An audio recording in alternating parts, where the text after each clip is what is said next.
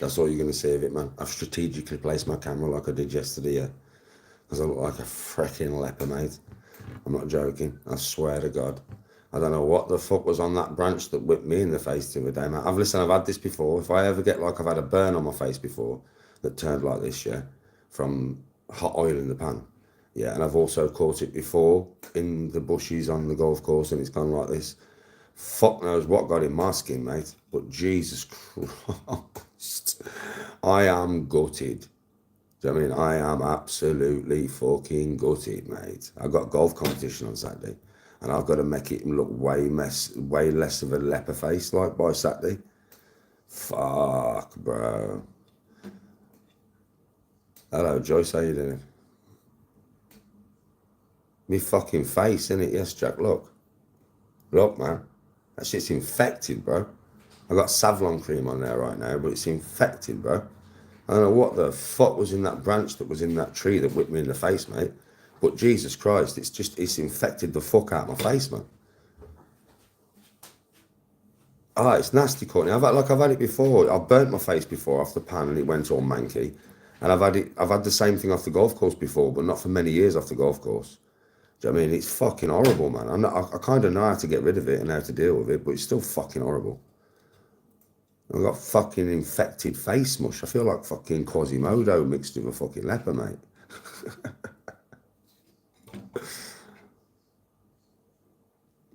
Yeah, look, Joyce. Look, it's fucking nasty, man.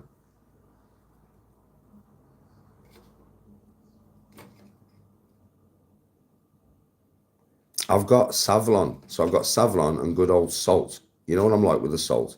So I'm going to get in the bath in a bit, yeah? And all the stuff that looks like it's inside it, I'm literally going to just fucking force it out. I swear I'm going to rip it off my face. And then I'm going to get neat salt and I'm going to grind it into my face, man. And I know that sounds ruthless and it's going to sting. Yeah, it is going to sting and it is ruthless. But at the end of the day, trust me, you don't understand what salt's like, man. Salt don't fuck about, mate. Salt don't fuck about, mate. I'm telling you. Once you get that salt in there, it'll neutralise any nasty shit in there. It'll be screaming for its life. Ah, fuck off, can. Get the salt in there. Yeah, salt's the best, man. Just ram salt in there.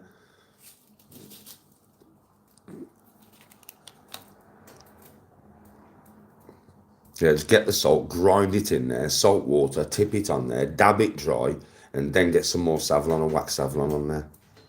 Wake up tomorrow and see what it's fucking saying. Nah, I'll be all right, bro. It's only I use salt for everything, deep cuts and everything, man. I use salt for everything, so I'll be all right.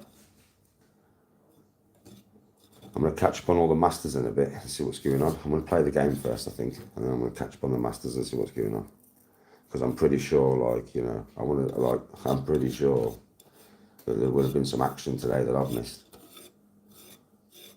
It happened when I went in the bushes on the golf course. I went in the bushes and a branch caught me in the cheek. Yeah, it caught me in the upper cheek and just scratched my cheek. It wasn't even a deep scratch, neither. It wasn't a bad one. Do you know what I mean? And then from there, I like woke up the next morning and my face was all swollen and red, man. And I was like, what the fuck? And then I woke up obviously yesterday and it was all starting to like go all weird. Do you know what I mean? So, and today it's even worse. So, yeah, it's infected, man. But I ain't going to get to the doctors and get no shit. I don't need to go and sit there for hours. That's if I could even get an appointment to the doctors nowadays. I'm just going to grind salt into there. Job's a fish, Fanny's your aunt, Bob's your uncle.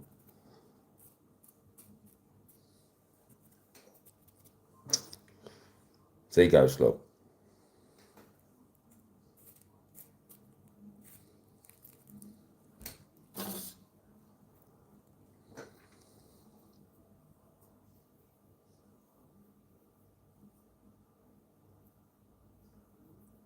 Officially Elon Musk. I saw you in my chat earlier, Elon.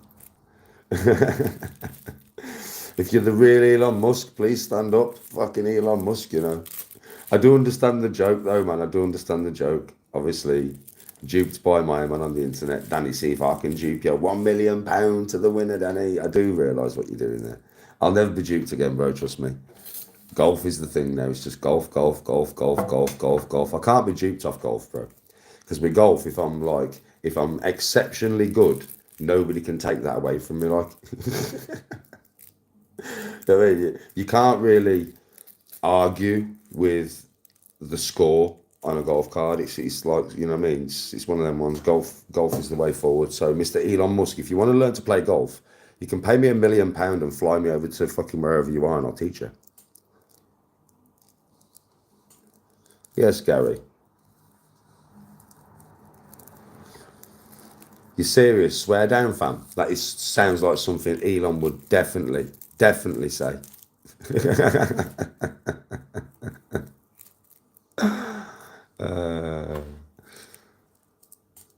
He does holes in one every day. Well, you've got a lot of kids, mate. You've got 12 kids. I bet you fucking do holes in one every day. Fucking hell, lad. You know what I mean? Becoming your secretary is a lifetime job, yeah.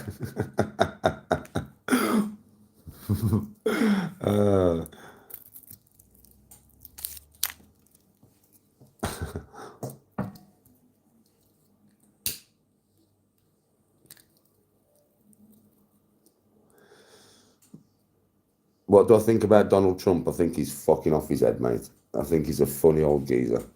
I honestly do. I think if you met him and spent time with him, I think he's a cool dude. I bet you he is one cool motherfucker. He still works for the elite, but I don't think he's a wrong and elitist. He's just one of the money men. Do you know what I mean, right? But I'm telling you now, he is one funny motherfucker, and I reckon having a game of golf with him would be fucking hilarious.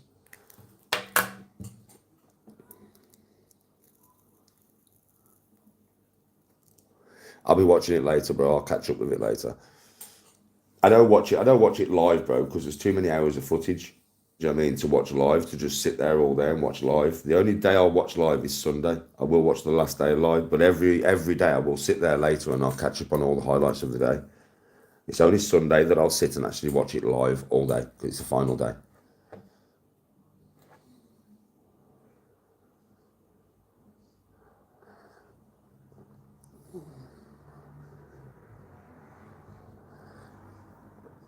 I'll tell you straight, yeah, I'm not joking with you. Augusta National is what a beautiful course. What a beautiful course. I play a course that's very similar to it, you know. In England, it's only in Wolverhampton, called the Works. I'm not joking. It's very similar. It's not Augusta, don't get me wrong. I'm not saying it's nowhere near Augusta, but the layout of the course is similar. It's a similar layout. I was thinking about it the other day, man. I was thinking, like, when they designed the Works, did they have it in mind? Like, did they try and make it a little bit like an English Augusta? Because it is similar. It is. I mean, don't get me wrong. It's not Augusta. Do you know what I mean? It's nowhere near Augusta. It's nowhere near Augusta. But it's a cheap English version, in my opinion. Like, afternoon, Paul. I'm having a fantastic day.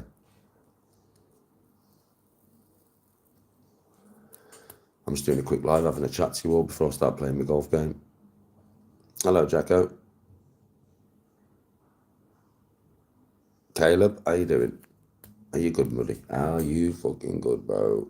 Are you good? Are you good? Are you good? I'm not. I've got scabs all over my face. I look like a fucking leper, mate.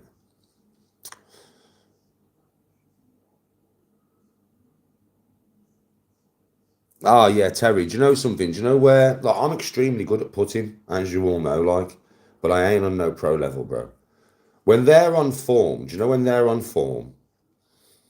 It's like watching a professional snooker player pot balls, isn't it? It's a bit like that, but what you got to think is there is 60 foot between them and the hole, bro, or 45 foot, or anything over 25 foot is an extremely good putt if you put it in. Yeah, and when you see some of these fuckers, mate, wow, wow, bro. That's why they're professionals, though. That's why they get to play these pristine courses, because they've earned that right, because they're professional golfers, mate. Do I think I could win the Masters if I started every hole on the green? Yes, 100%. 100%. What if you started me on the green? If I just started on the edge of the green and all the professionals had to drive and all that? Yeah, I'd win, bro. 100% I'd win, bro. I'm very good at putting, you know, bro. I know the Masters greens are the Masters greens, but I'm very good at putting, you know, bro. That would be the worst thing to say to me. Be the worst bet you could ever make, because I definitely beat them. Now, if you said to me, Danny, all you've got to do is get within 100 yards of every hole and your score stops there, yeah, the pros would probably beat me. That's how different that is. Putting's my thing, bro. It's just my thing. Even if I four-putted some of the greens, which I probably would four-put some of the greens, do you know what I mean? But I'd fucking two and three put a lot of them. So I'm eagling and birdieing a lot of holes on Augusta, mate. The pros ain't catching up with that. There's no way, bro. There's no way. Not even Tiger Woods in his prime, bro. No way.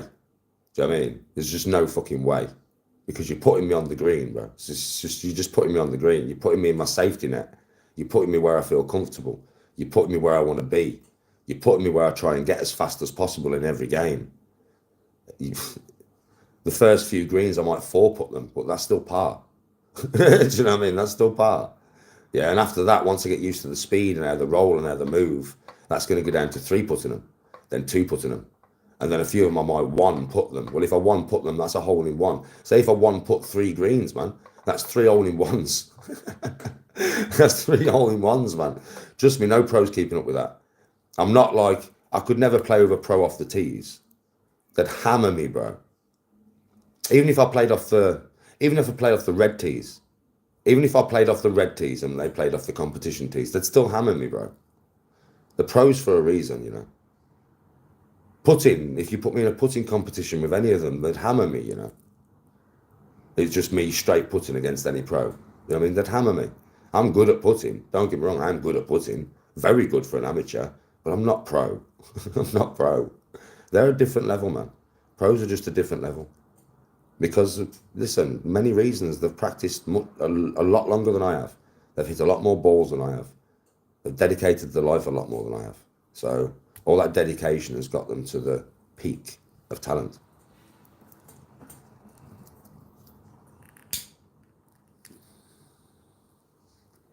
Yeah, salute that.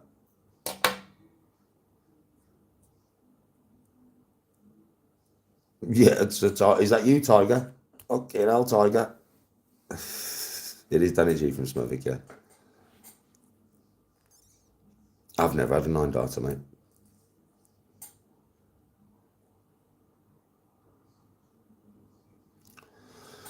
Kimmy, you know what I mean? It's one of them ones.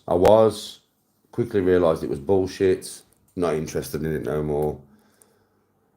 Now I'm just going to focus on what I do, man. Just focus on what I do. Just do me. I'm not going to entertain anything anymore. I'm not going to entertain nothing off nobody. Do you know what I mean? I mean, somebody told me yesterday, oh, he's offering you 25 before the fight. Now I'm like, for fuck's sake. At the beginning, it was 50 in your Rolex. Then it was a contract. Now it's 25 before the fight. It's like, fuck me. Make your mind up. So I can see it for what it is. I'm not interested. And, you know, from going from this moment on, I'm not interested in any kind of offer like that at all. I'm like done with it. You know what I mean? I'm fucking done. I'm just going to follow my own path and do my own thing. Which for me is like golf and training and holiday vlogs and just doing my own thing. I mean, I'm not going to even entertain anybody else offering me shit. Because it never turns out, it never pans out, it never works out, it never happens. It's always clout and views kind of situation, which I've worked out. And I'm never entertaining it ever again. I won't entertain anybody ever again like that. I'm done with that shit. I'm done with that period of my life. I'm not entertaining. I don't want to go in the ring with anybody. You can fuck off. Keep your offers. I'm not interested. I'm interested in being on the green. I'm interested in being on the tee. I'm interested in being in the bunkers. And I'm not going to deviate from that ever again. I've deviated from it too many times in my life to do it again. I deviated from it last week. Started turning myself back into the old me. For fuck's sake, Danny. I'm not doing that ever again. Fuck off, I'm not doing it. Yeah, so listen, when you learn lessons, sometimes it takes you on a totally, you know, if something happens and you learn a lesson, you realise like it was bullshit, it's never going to happen. Well, you're at a crossroads then. Well, what do? Well, what I've done is what I always done. I've refocused myself for what actually matters to me, which is golf. So I've just refocused myself now. Now I've got tunnel vision. Do you know what I mean? And it is just golf course after golf course, shot after shot after shot, just tunnel vision.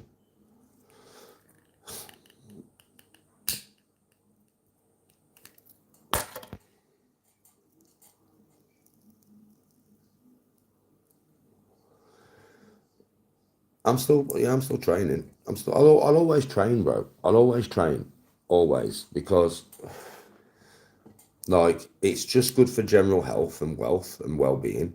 Yeah. And it's also good for the mind. Do you know what I mean? Training's good for this. Mind and body are linked. So if you're not strong and healthy, then you wouldn't have as much self-respect for yourself, and that could impact your mental health. So everybody should train. Doesn't matter what level you train to, just train. And also for golf. So I mean, it's very ideal. It's a very good idea for me to train to keep my body very strong for the golf course. Because if I do want to be traveling all over the place and playing golf, and I do want to be playing bare golf courses, and I do want to get better, the more athletic I am, the better that's going to be for me. The easier that's going to be for me.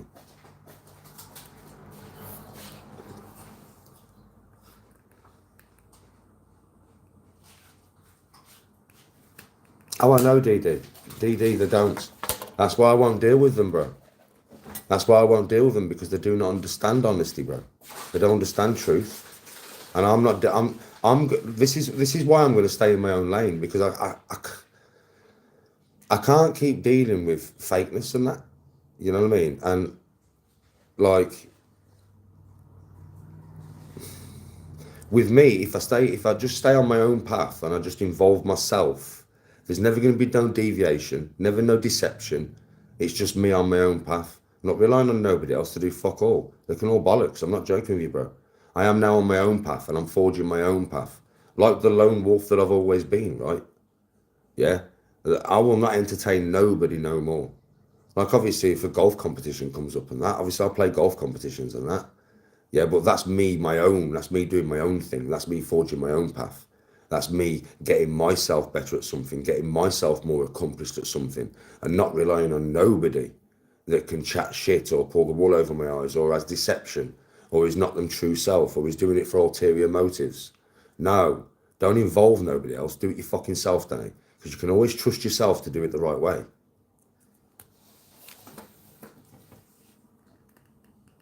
Exactly, Pinecone. Walk my own path and walk in peace, mate. Walk my own path and walk in peace. And along the way, if I can cheer people up and, give you some laughs along the way and give you some good golf content and some good holiday content, that's all good for you and me.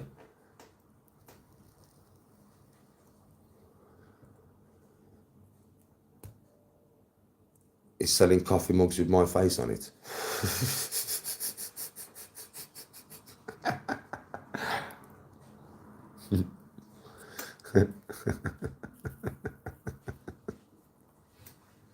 Imagine drinking your cup of coffee in the morning and I'm staring at you.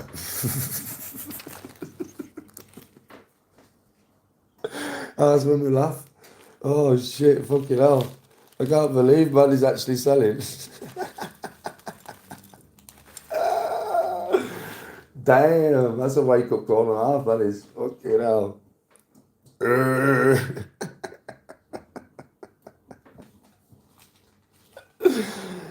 Do you want a cup of coffee, Mush?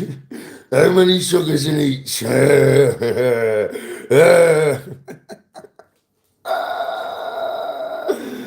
Oh, God, because it won't be a nice face, will it? No, if it's from that geezer. It won't be a nice face. Imagine you get your mum on for fucking Christmas, she opens it and she's, what the fuck? Oh, God, fucking hell.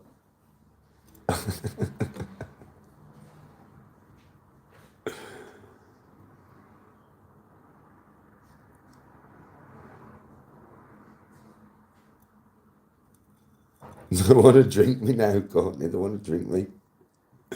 What you on about with zombies, Ruta? Yo, Ruta, what you on about with zombies, bro?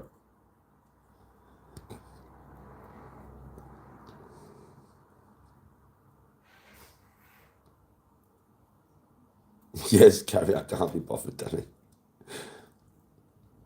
It's a coffee mug with my face saying ribs, ribs, sternum, uppercuts. I'm Black Ops 6.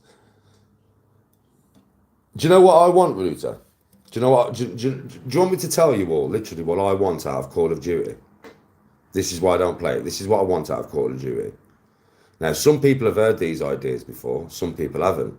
I have some amazing ideas for Call of Duty, that would make it like legitimately the best Call of Duty you have ever played. Because I'm a gamer, I've played all of them since number one. So listen to this for an idea. Listen to this, all you gamers out there, for an idea. You tell me they should not put me in the design station, mate. I'm telling you. Listen to this. You fight on a cube. You know, in multiplayer. Yeah, there's a match called the cube, and you fight on one side of the cube, and that one side you start on could be search and destroy in a winter map. And you know, the team that wins it gets to turn the cube, and the cube turns with some mad animation while you're on it, and then it turns to a desert map, totally randomized. Yeah, right. And then you're in team deathmatch, and then whoever wins that fucking side of the cube gets to turn it again. Do you know what I mean? Right? And the cube keeps turning until you get an eventual winner. And then the eventual winner gets to go into the fucking cube and get some special shit, some specialized weapons. You'd have to put that on Modern Warfare and make it very modern. Do you know what I mean? But that would be the most amazing game mode ever, bro. I swear. Imagine you're on a desert, and then next you're in snow, and then next, mate, you're in a submarine base, and then next you're on a fucking massive battleship. Oh my God, it would just be so cool. It'd be so cool, and it's all contained within one match. Do you know what I mean? Literally one match. And the winner is the one who gets the most games out of six, out of the 6 teams that you would put on there. Because you'd have to keep it 6 in it, 6 and 6 and 6 and 6. Yeah, just to keep it all equal. Right? That would be fucking brilliant. Now, for a actual Warzone map, mate, I've already thought of the ultimate map. The ultimate map for a Warzone map. Yeah? And I mean, it is the ultimate map. What you should do for Warzone, right, is you should have a small part of a country, and every single month, a different city in that country, realistic, is the Warzone map. So say if you had England, 1 month you'd have Birmingham, the next month you'd have London, the next month you'd have fucking Manchester, the next month you'd have Liverpool, right? And they are scaled realistically to size, and that's your Warzone map for a month until it changes. Yeah, and you want to bring stuff out to buy on the marketplace. Okay, you could have unique packs, but make them look like soldiers, just with the UK flag on their outfit, and either, you know what I mean, you could have London written in red down the sleeve or something, but nothing that makes you too bright and too colourful, because this is a war game. Yeah, if you get shot in the arm, right, you can only use one arm, and you have to have a medic on your squad. A medic has to come and he has to patch you with a bandage before you can use both arms again. If you get shot in the leg, you're limping. You can't run no more. You're literally dragging your leg behind you until a medic comes and fucking gets you. If you get shot in the chest once with a hollow point, it takes your armor clean off and you can't breathe, so you can no longer run. Do you know what I mean? You've got to be patched by a medic before you can move properly again. Now that's realistic. That's what I want out of a fucking Warzone map. Zombies. Okay, zombies. Zombies, I want a full city, a bit like what they've done now. But I want a storyline that goes from, I mean, an immense, deep-ass storyline. Not some little Easter egg clues. No, a proper campaign storyline. Yeah, but what is zombies? That you can play as multiplayer. I don't want zombies to be the same as what they've always looked like. I don't.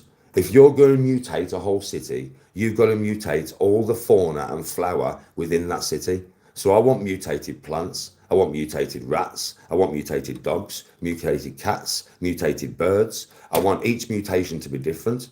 I want some mutations to have taken over the zombies to turn them into giant wrecking machines. I want some dirty ass fucking doctor that's hidden in the middle of the city that's doing experiments to make the zombies even more resilient and to make even more juggernauts.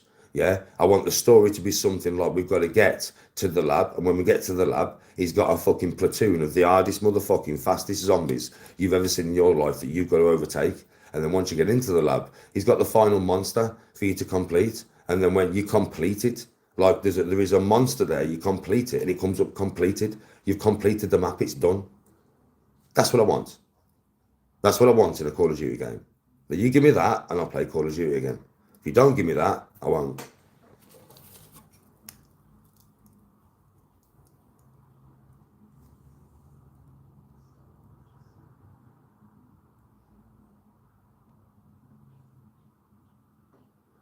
Jack, ask me in a couple of weeks, I'll let you know.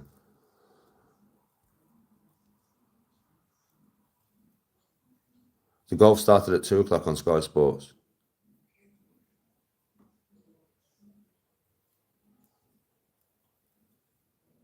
It is heading in the direction of Fortnite. That's my problem with it. That is my problem with Call of Duty. It's heading in the direction of Fortnite, and that's why I don't like it, and that's why I don't want to play it no more, because it's like a kid's game now. Do you know what I mean? It's not a war game anymore. Do you know what I mean? It's just not.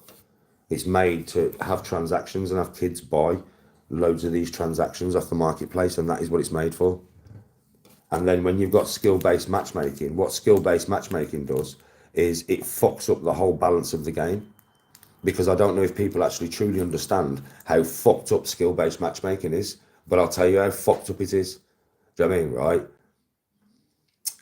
Me and the people I play with, you may believe me or you may not, but a lot of people have been watching my channel for a long time, and you know that I am good on COD. Right? A lot of people have watched me on Twitch, and you know I am good on COD, especially when I want to play it and I'm sniping and I'm in the zone. Right? I'm a dirty, disgusting sniper, but I'm not as good as some of the people that I play with. Some of the people I play with are top echelon, like pro players. Like Toxic, for instance, is a pro player. Yeah, Rads is a pro player in skill level. They are badass motherfuckers, right? Yeah, I'm good, but they're badass motherfuckers. For me, it's this that gets the wins. My squad will kill so many people. I might only get to that win with fucking 7 or 8 kills. There'll be kills that was needed at the time with a sniper rifle, but at the end of the day, or a machine gun. But they're getting 20 to 30 kills a game, mate. They are just killing and killing and killing and killing. But what I will say is we move when I say to move, and we move to where I tell us to move to. Because my strategy on that game is key, man. I just know how to work the circles to get the win. But you get 3 wins in a row, yeah? Which we've had loads of times. We've had 5 wins in a row, yeah, on the new card, right? Loads of times, right? And as they started to bump up, which was just after it came out, as they started to bump up skill-based matchmaking, what happened was it became very unfair for you if you're good, because you would rinse through a lobby. Say, I don't know, I'd get 15 kills, Toxic would get 22, Rads would get 23. We'd rinse through a lobby, yeah? And then the next lobby, like, I know when I kill somebody with a sniper shot. Now, one shot can be glitch. One shot can be a dip in fucking connection. I don't know how, considering I run at over 500 meg per second, but hey, it could be, yeah? Not 2 sniper shots in the head, and not 3. What it does is it makes it so that people who are shit on the game, who can't kill at all, anywhere they hit you on the body is a headshot. If they hit you in the ankle, it's a headshot. And what it does with them is it makes it so it's just their eyeball that's a headshot. That's how skill-based matchmaking fucking works. It's the hit zone. It also gives them extra shields and takes yours off. When you go into a gunfight, if you've won a series of games in a row, you will come against newbies, and you can tell newbies by the way they move. Newbies, you can tell by the way they fucking move. And you've got a bunch of newbies in front of you, and your squad's hitting them. You're hitting them and hitting them and hitting them and hitting them, and the shields aren't getting rinsed. And then one of them will turn around and go, bap, and you're dead. Well, don't think that's because you're shit. No, that's because you're good. But then what it does is at the end of the game, it makes the good players sit there and go, no, I ain't having that. I ain't having that, boys. Straight back in. That was bullshit. Yeah, that's what it does to the good players. To the shit players, what it does is, yeah, we won. We killed that squad. Yeah, let's play another game. And it keeps you totally engaged in the game. But it ruins the experience for anybody who's an actual gamer. Because when you play a game, the objective of playing people online is, if you want to win, get better. It's that simple. You want to win, get better. But it's took all that out of it. That's why the game's shit now. Yeah, go. You know me, man. You're strategic master, bro. I have took my squad all the way through a war zone of everybody fighting without nobody even knowing we're there. And before they even know it, we're in the perfect place right behind them all. And as they turn around, they just die, right? How many times have you seen me? Danny, I want to shoot him. Shh. Do not shoot a fucking bullet. Just follow me and shut up. How many times, Goat? Trust me, I know what I'm doing. Follow me.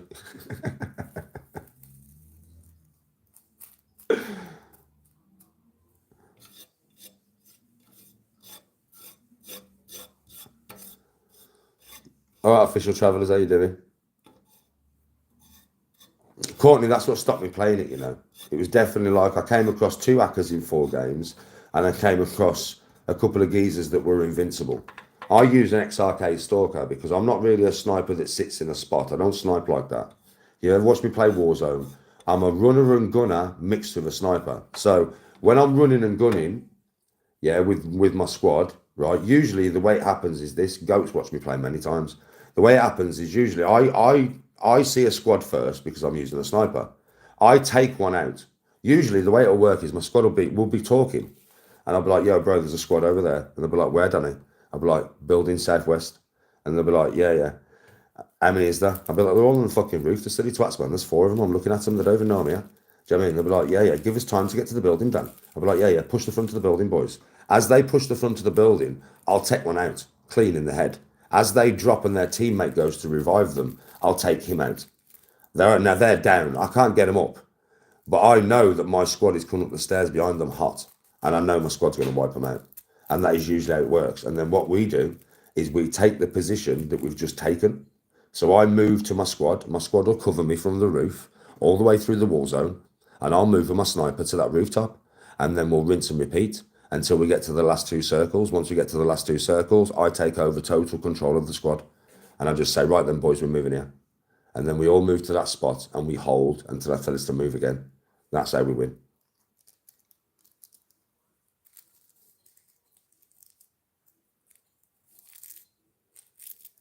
But the last time I played it, Courtney, yeah, I use it. I know what my gun does, and if you're 40 meters away and I hit you in the head, you're dead. And I hit a few geezers in the head, man, from like 40, 50 meters. Didn't even strip the shields, man. And I was like, "Are you taking the piss?" And one of them turned around and shot me with about 3 bullets out of a machine gun from 50 meters away and killed me. And I was like, "You're taking the piss, man." Do you know what I mean? So that's what made me stop playing it. That's literally the reason I stopped playing Call of Duty. I uninstalled it off my system.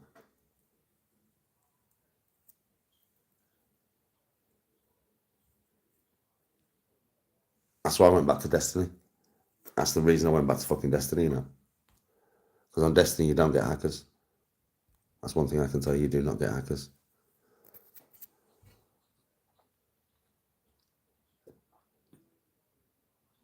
Ninja Turtles. Fucking hell, man. Oh, yeah, I got stream sniped loads by the trolls.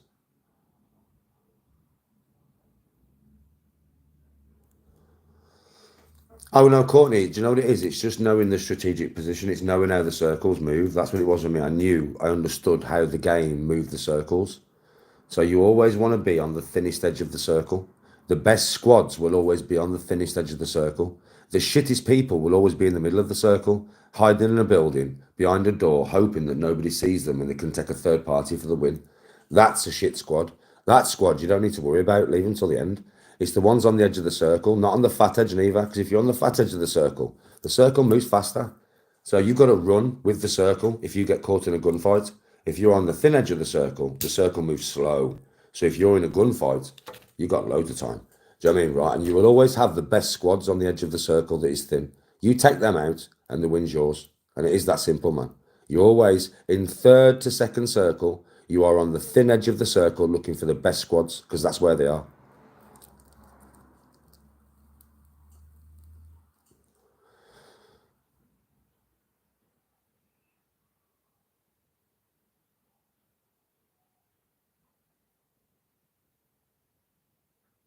I hate hackers, bro.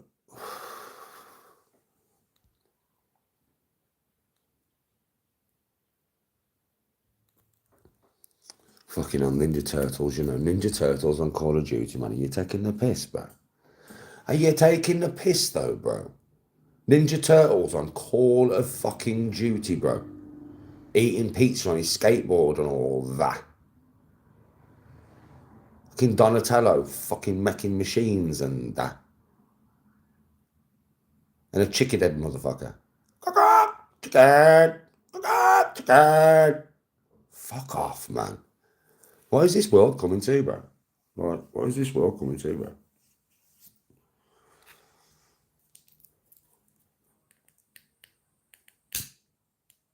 I know, Gary. Jesus Christ. Where have we actually gone to with Call of Duty, bro, when we've got fucking Ninja Turtles on there? Yeah, it's a woke mess. I ain't even joking, it says Cowabunga. Oh, for fuck's sake, bro. Fucking hell, bro.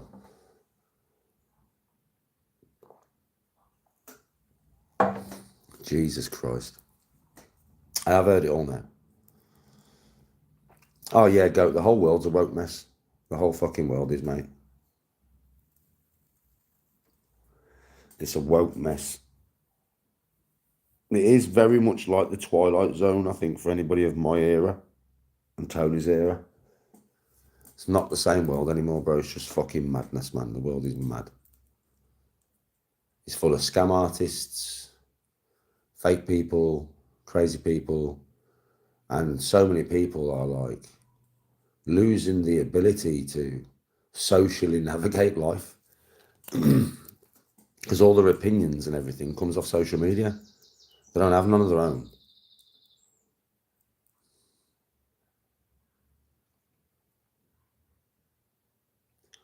I bet, Fred, it's just the UK is just done, bro. The whole world is there. It's not just the UK. The whole world's fucking slowly dying. It's like the whole world's slowly dying.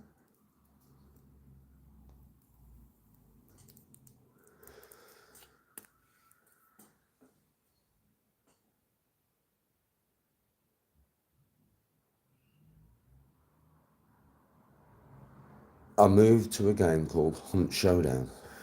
What's that? We're getting there, Betfred. We're getting there, bro.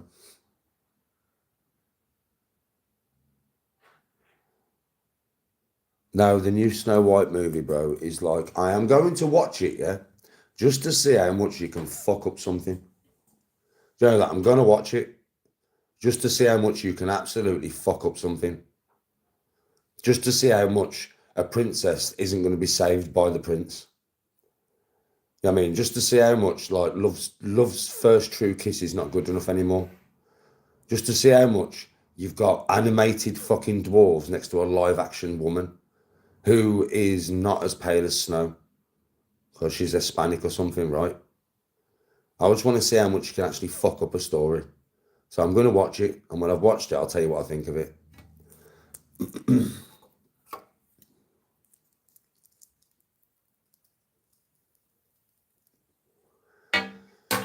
It's right though, Gary, man.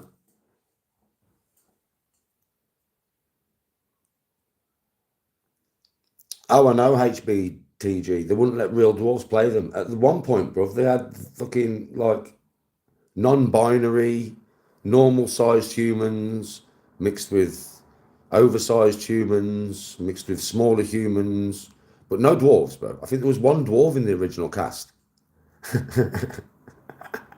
One, I think there was one, you know, and then they got backlash, so then they turned it to animation because they don't want to employ actual real dwarves to play the part, like, you know what I mean? Nah, of course they don't. Nah, of course they fucking don't. Twats.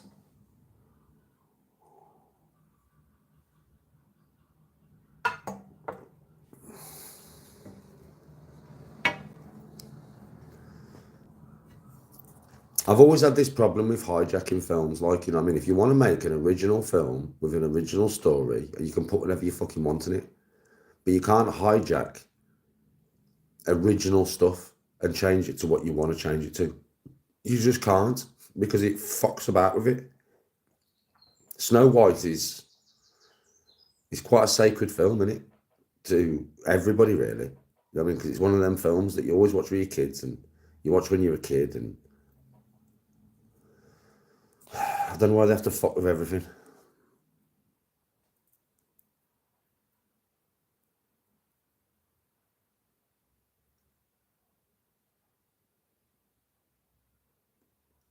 Level-headed lady.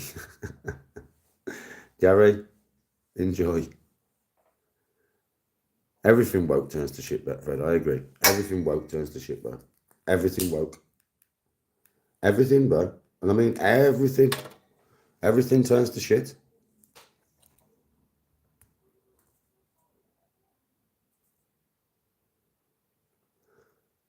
No, you ain't been blocked, mate. You're still here.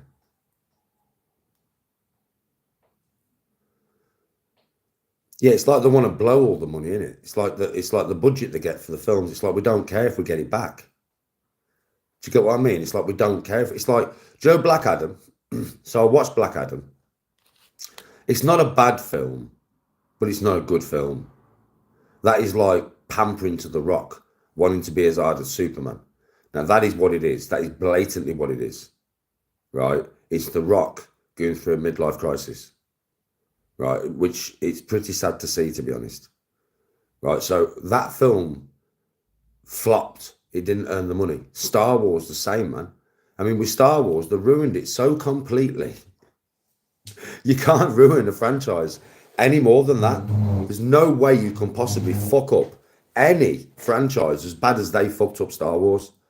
You had a bird that didn't need no training before she could fight Luke's number one pupil with a lightsaber. You had Finn, who wasn't even a Jedi, that could fight half like a Jedi. You had that bird who was more powerful than any Sith or Jedi ever, even the Emperor himself. That bitch was pulling down spacecraft, man. She was pulling down spacecraft with the Force. Big space. Listen, fuck off, man. Bollocks. I don't care how many midichlorians you've got inside your love. Yeah, I mean, everybody needs training for this shit. Luke had to go to a swamp with Yoda for fucking a couple of years.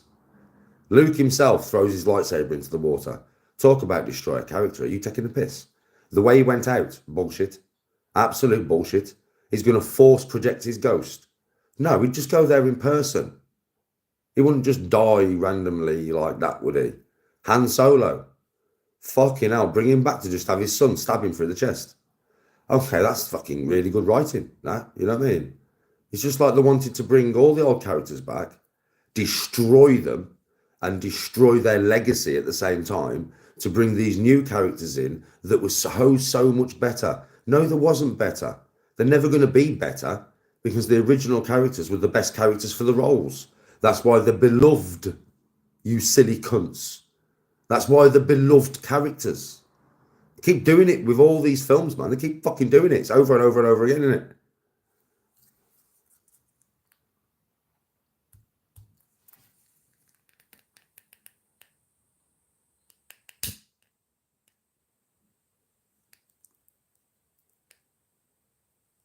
Oh, yeah, Courtney. Yeah, I know WWE. Yeah, it's all inclusive now. They're all as hard as the men. Oh, I know HB. I didn't watch all of that. I watched a bit of it and I was like, I can't watch this no more. This is my problem with, I don't know what Assassin's Creed have done with the game, right? But when they was going to release Assassin's Creed, the game, now what you've got to understand is to me, that's a beloved franchise. I've completed every single one of them, apart from the new one. Now, I haven't bought the new one for the simple reason because when they was making it, right, Yasuge, the main samurai, which is an African samurai, but that's fine because there was actually an African samurai called Yasuge that became, like he was a slave and he became a samurai, right? But they made him like gay. Well, not even just gay. They made him in a relationship with a non-binary character. And that was it for me. I was like, you can't do this to me. Like Assassin's Creed, you can't do this to me. Like, what are you doing? Now, I don't know if that is still the case in the game. I don't know if they took it out. Do you know what I mean? Right? Or they left it in. If they left it in, I don't know if I want to play it. Because he is a major part of the game. And this, see, if you're gay or you're lesbian, I don't have a problem with that. As long as you keep it like, if you're a gay geezer, don't try and touch my ass and that, yeah? That's as far as that goes. I've not got a problem with it whatsoever. Not at all. Right? But it's like non-binary, I can't do it. Like I can't even entertain the idea of somebody saying like, I'm a fish or I'm a tree or I'm a falcon. I mean, I can't get behind that idea. I'm sorry. You're either male or female. Like, there's only two genders on this planet. You know what I mean?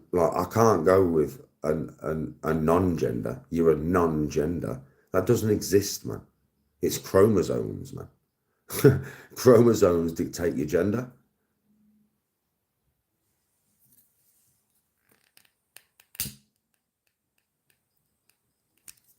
Well, that's just how it is, Betfred. But I mean, a lot of people want to go with that. What's the rarest good Africa awards? Good, and that's terrible, but funny all the same time.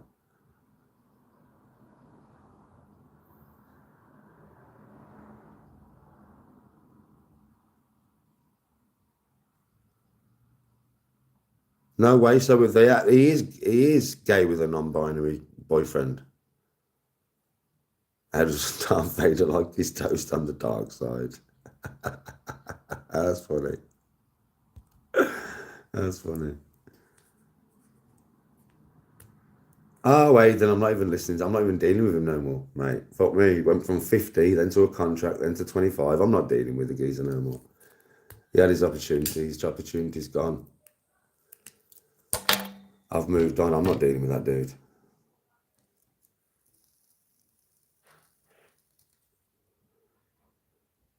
I don't mind HB myself. I just don't. I'm the same as you. I don't want it shoved in my face. Do you know what I mean? Like you can, for me. I mean, if you want to be non-binary, if you want to say I am non-binary, I am a fucking hawk or I'm a goat or whatever you want to be, that's up to you in your own house, isn't it?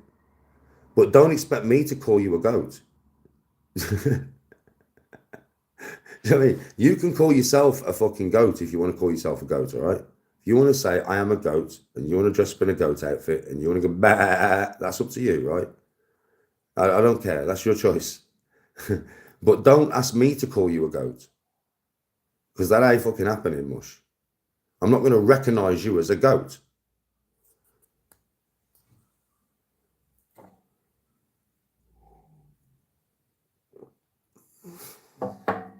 Well, you are the goat, but you're different goat. You're a different kind of goat.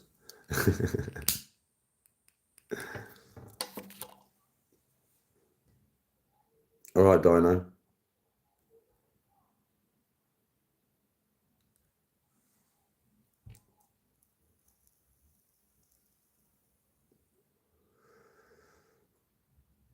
Now you can't race swap people neither. That's out of order because it's like, for instance, and this is from the other side.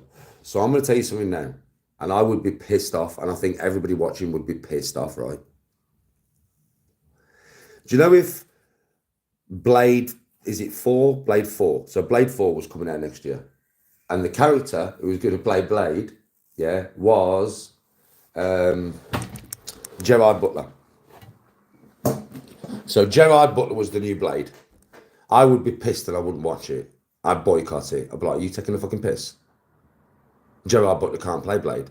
That's wrong." Do you know what I mean? Because we all know Blade is African or Jamaican or whatever he is. I think he's African, isn't he? Yeah, right. So, mate, I'd have the same problem. It's like if you wanted to make Superman a black geezer. I mean, you can't do that. You can't do that. You just can't do that. Do you understand how this works? It doesn't. You can't race swap beloved characters because it will never work. Because the public will not like it. Where it doesn't matter who you. It's like I don't know. So they're going to make a new Genghis Khan film, and they met me Genghis Khan. Are you taking the piss, man? Like it would just be shit, wouldn't it? It would be shit though, wouldn't it? Do you know what I mean? It's like if you make a samurai film, yeah? You can't have a bunch of fucking American dudes. You couldn't have like The Rock and fucking Gerard Butler and like, let me think, fucking the geezer out of Fast and Furious, what's his name? You couldn't even have him as a samurai, but imagine these people. Yeah, the geezer who played Jason Bourne, yeah, and they're samurai. They're playing authentic samurai from back in. Are you taking the piss, bruv? I wouldn't even watch it. I wouldn't even watch it. I'm I'm not watching that bag of bollocks. Do you know what I mean? Jason Bourne as a samurai? Are you taking the piss? I mean, you can't, you can't. But can you imagine Jason Statham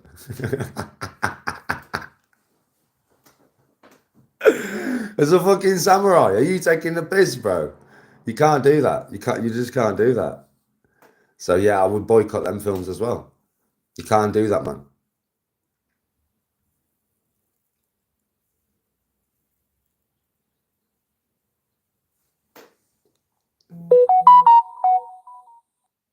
Yeah, I know that Idris Elba was going to be James Bond, but he refused to do. Idris Elba's a wicked actor, man. He's one of my favourite actors, Idris Elba is. Literally one of my favourite actors. I just like the way the geezer acts, man. I just think he's very good at what he does. Do you know what I mean? I watched him in a cowboy film, on Netflix the other day with Tony. I can't remember what it was called, but he played a bad guy in it. And it was a fucking good film. I can't remember what it was called, man.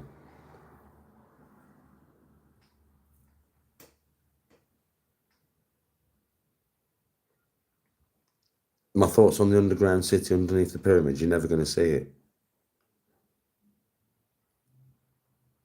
I mean, you're never going to see it, Kingy. They'll never show you. Because if it is truly underneath the pyramids, bro, if it's truly underneath there and it's a city, that's going to be older than the pyramids, far older. So, far older, right? They wouldn't allow you to see it, bro. They just wouldn't. Like, because it would throw questions, wouldn't it? And they don't like questions. Do you know what I mean? No, that would never happen, Courtney. Never. So yeah, that thing underneath the pyramids, I think maybe could be there. But if it is there, you ain't gonna get to see it. Neither am I. Nobody's gonna get to see it. Yes, can you? Fucking LHB. Ribs, sternum uppercut. Not stern on, sternum, bro.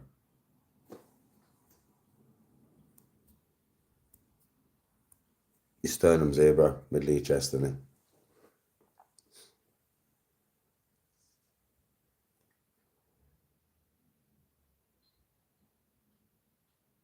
Oh, I can't wait to get this. I swear, I can't believe I've got this fucking thing on my face and I've got a golf competition on Saturday. I cannot fucking believe it, man. I swear to God. Man's got a golf competition on Saturday and I've got this thing on my fucking face.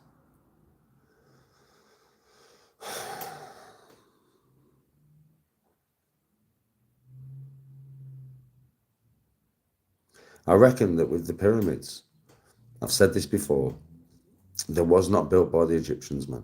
It just wasn't built by the Egyptians, man. In my opinion. Not the pyramids of Giza. All the other ones was. But not the pyramids of Giza.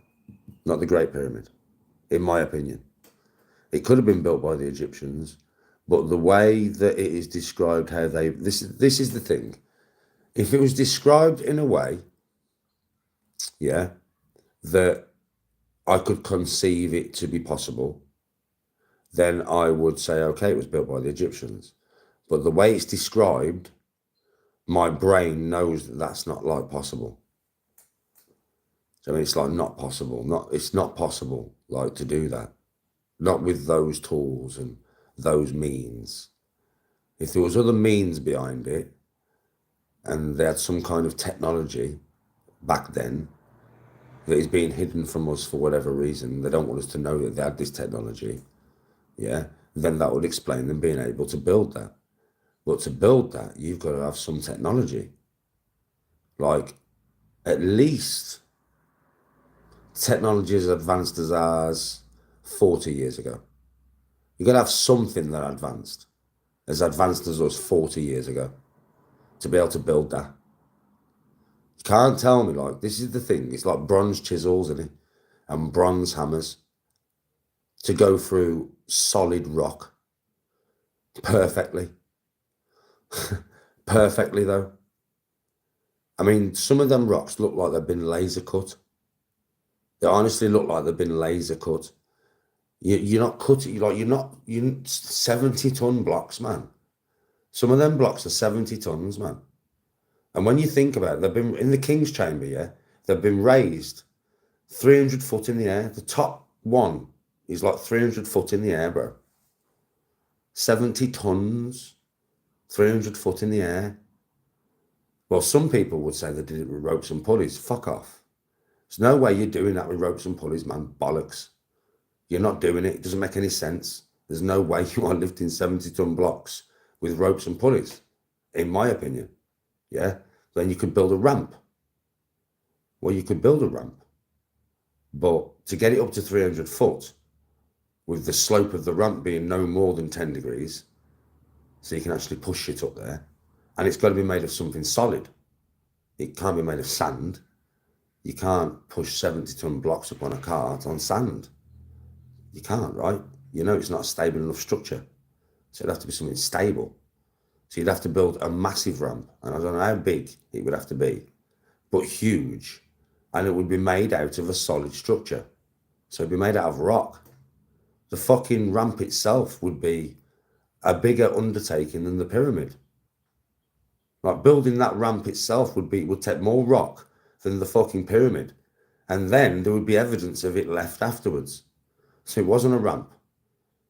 Some people say, oh, okay, they went round the pyramid. They went round on ramps like this. Did they? Well, what were those ramps made of?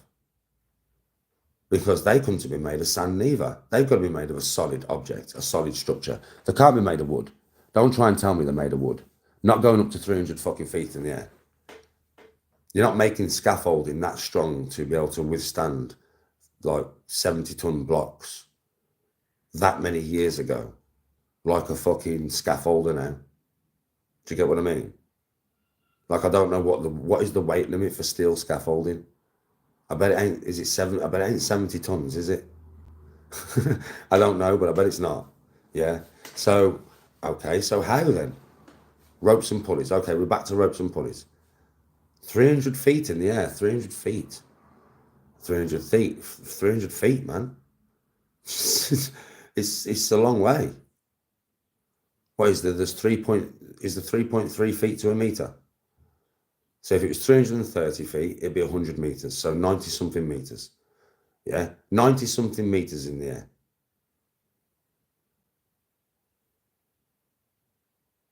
With ropes. Doesn't make any sense. Then you go into how precise it is. Now, the Egyptian pyramid, the Great Egyptian Pyramid, still to this day is aligned more to true north than any building on the planet, even ones that we've built in modern day. They are not aligned to true north like that building is. So they had alignment tactics better than we have in modern day. And you know, if you go back 20-odd thousand years ago, it was actually aligned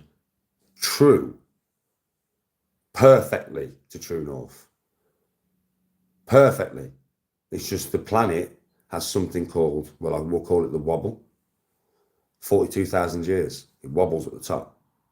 The planet does not just spin like that. It wobbles as well at top and at bottom. So it's...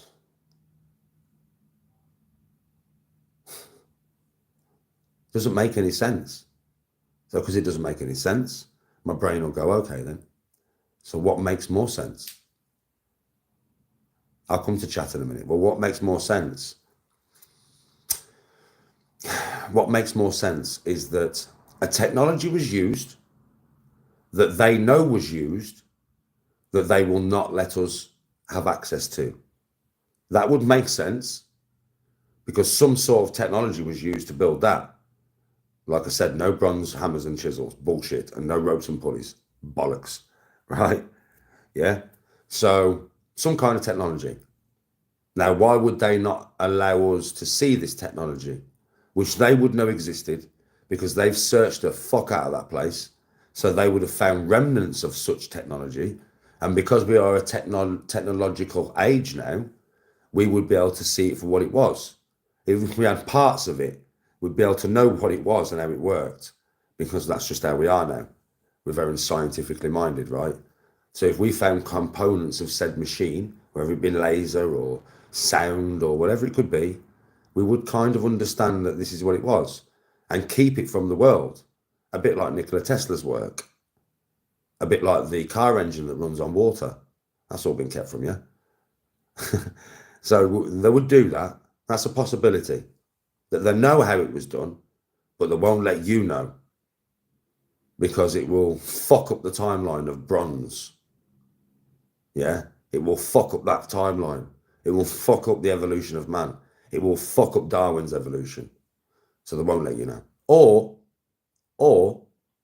they was built so long ago that there is no evidence left of the builders. And that's why every other fucking pyramid in Egypt is not aligned to true north, falling to pieces, because they tried to copy what they found and could not do it to the same building standards. Well, do you know something? You don't get worse at stuff. We didn't develop the first ever phone that was about this fucking big and then stop there, did we? No, you get better at stuff. So if anything, if the Egyptians built the Giza Plateau, considering the Giza Plateau is the first, you can research this, the Giza Plateau is the first. If they built the Giza Plateau, then every other pyramid in Giza after, well, not in Giza, in Egypt after, yeah, would be of superior quality, not lesser quality. I'm telling you, it would be superior, not lesser. Let an Egyptologist get out of that one. Why are all your other pyramids that are built afterwards of worse construction methods, yeah, and than the Great Pyramid that was built first? Why are none of them aligned to true north? Why are they all falling down? Why are they lopsided? Egyptologists, explain that one. That's an easy one for you to explain, right? So come on, I want to hear your answer. I want to hear how, yeah, the building techniques of the Egyptians got worse over a period of a few hundred years, not better. Because that's not how technology works now. We get better at it. So then it leaves me with, okay, plausible answer, they didn't build it. Plausible answer, the Sphinx was a lion. It's the body of a lion. The head is not the same size. It's not even in the same dimension. So, okay, so you've got builders that can build the Great Pyramid of Giza to true north, to the closest true north building on this fucking planet, but they cannot get the proportion of the Sphinx's head right to its body. That head should be about twice as big. But why is it smaller? Because it's material that was cut away. It was chiseled away to create that face. Originally, that was a lion. Well, when was Leo, the constellation, last aligned with the Giza Plateau? I think it was about 24,000 years ago. I have a lot of numbers in my head, speeds of light, a lot of quantum physics, and all. Well, you all know I have a lot of shit in my head. But I think you could Google this. I think the last time the constellation of Leo aligned with the Giza Plateau was about 24,000 years ago. But then you'd have to think to yourself, well, does that mean that people knew what Gemini and Leo and Capricorn and Libra was back in the day? Isn't that a modern day thing? Well, I don't know. Adds to more questions upon questions upon questions, doesn't it? Does that mean we've had a previous civilization before and we are reiterating that civilization? But the reason why we don't find plastic from that civilization is because they were more clued up than us and they knew that it was a forever chemical, so they didn't use it. They used other means. Why don't we find nuclear power plants or nuclear waste from said previous civilization? Well, one, because the cataclysm that wiped them out would have wiped a lot of that shit out anyway, but we wouldn't find it anyway because maybe they didn't harness power that way. Maybe they harness power by using the actual Earth magnetic field, like, you know, in natural ways. Wind, electromagnetics. To a degree that we probably do understand now, government-wise, elite-wise, but would never be released to the public. That's why Nikola Tesla's work was burned, right? And he was made out to be a madman, yeah? That was free electric for everybody.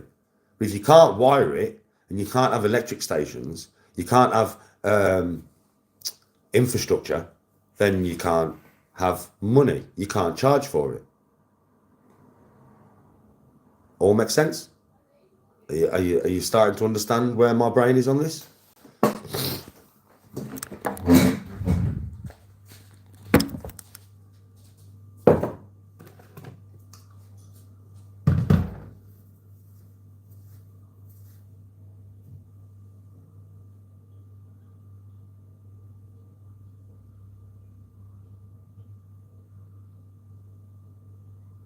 I agree with that, Lavender, to a certain degree. You love this subject, Valerie. Valerie.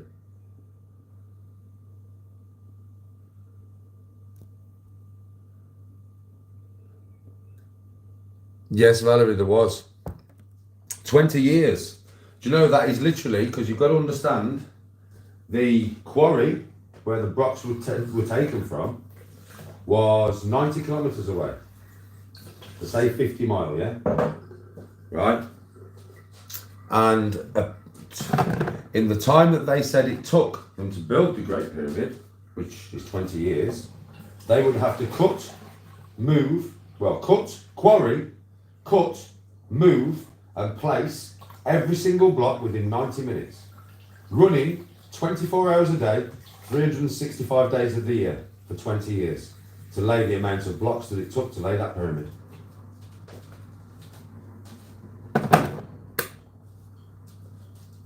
It's not happening.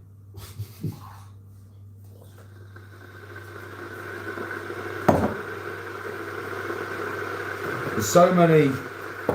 It's like the moon landing. I mean, the moon landing was fake. That was fake. People to this day still believe the moon landing was real. People to this day still believe that was real.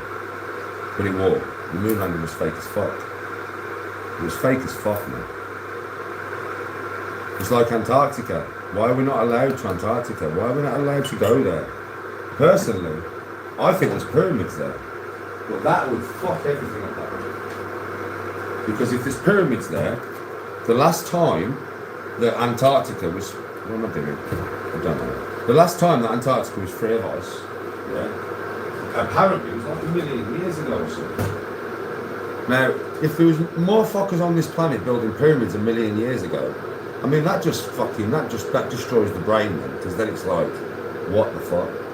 So, I mean, why else would there be a treaty all over the world that nobody but people who are allowed, or people, scientists, can go to Antarctica? Now, people say that you can go to Antarctica, Danny. No, you can go to Little America. That's the little part of Antarctica. You're not allowed out into Antarctica unless you have a permit from, well, all the governments basically. There'll be a leading body and a board that do it. But you can't go into Antarctica like that. Now, why is that? I don't know. But listen, Admiral fucking Byrd flew over that place back in like the fucking, I think it was like the Second World War times, 40s, 50s. And I've listened to him talk. I've listened to him talk out of his own mouth. And he said that in the middle of Antarctica, there was a place as big as America, the middle of America, that was free of ice. Do you know what I mean? There was fucking trees and lakes and all sorts. Now, we're told it's a continent of ice. That's what we're told. We're told it's a full continent of all ice. How the fuck does the middle of the continent have no ice? That doesn't make no sense, man. That doesn't make no sense. So, I mean, and that's a geezer who flew over it 3 or 4 times. And that's what he reported back after flying over it 3 or 4 times. That there was a place in the middle of Antarctica that is totally free of fucking ice. Well, that's a bit mad, ain't it? Do you know what I mean? Because it's supposed to be a continent of ice, like the North Pole.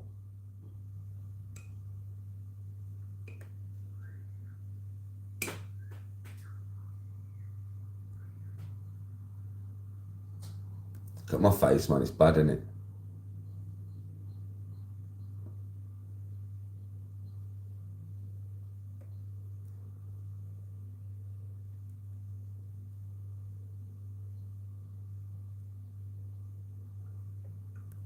Oh yeah, Courtney, that is, well, later on, they said that they put rods in it. They said they put rods in it later on to keep it stuck up. That was the excuse they used for the flag. They put rods at the top and rods at the bottom to keep it stood up. That was the excuse they used, you know, Courtney. And that's why it appeared like it was just stuck up in the air. Like, but no, it wasn't. It was blowing in a wind where there is no wind, because you have to have atmosphere for wind. And there's no fucking atmosphere on the bastard moon.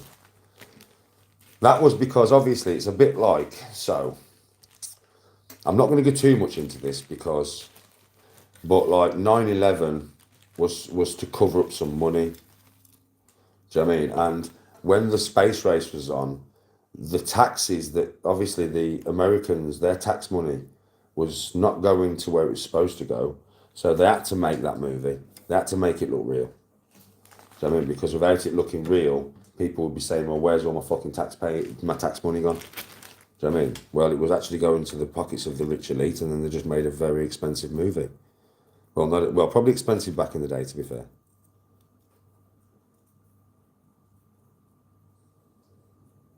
All right, Brandon, how you doing, bro?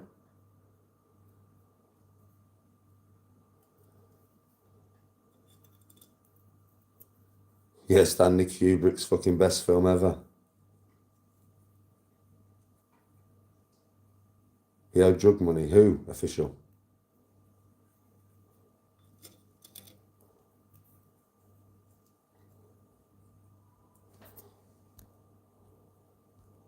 What did official say, don't it? What was the most dangerous experience you had inside? Ah, that was.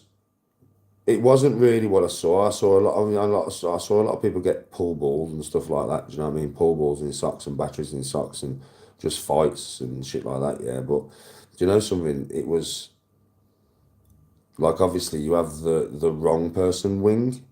Do you know what I mean? And like sometimes, like late on a night, yeah. Do you know what I mean? Like you can hear screams no matter where you are in the jail, man. If you've got your window open, you can hear screams, bro.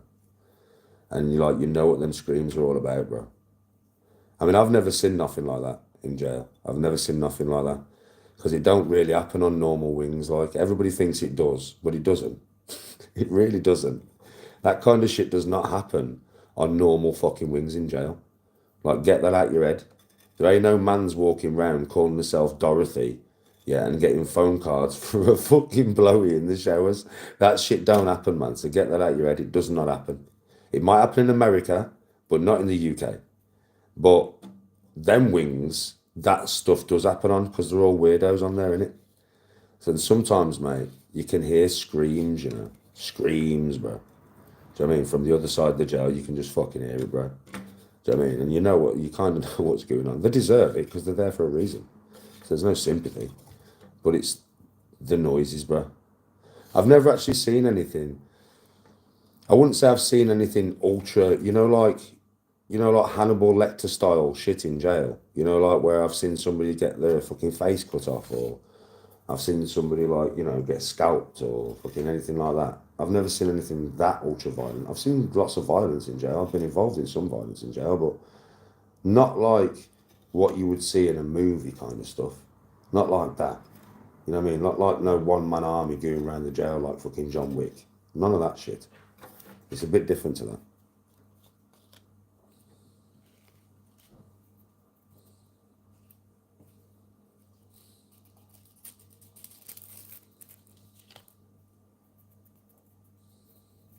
No, don't be stupid. I've never seen nothing like that, bro. I've never seen nothing like that at all. A fucking cigar cutter. Well, you don't have cigar cutters in jail, bro.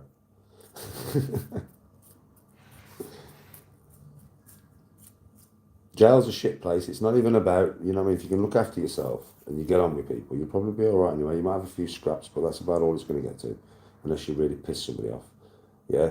But to be honest with you, jail's shit. You don't want to go to jail. It's shit. It really is.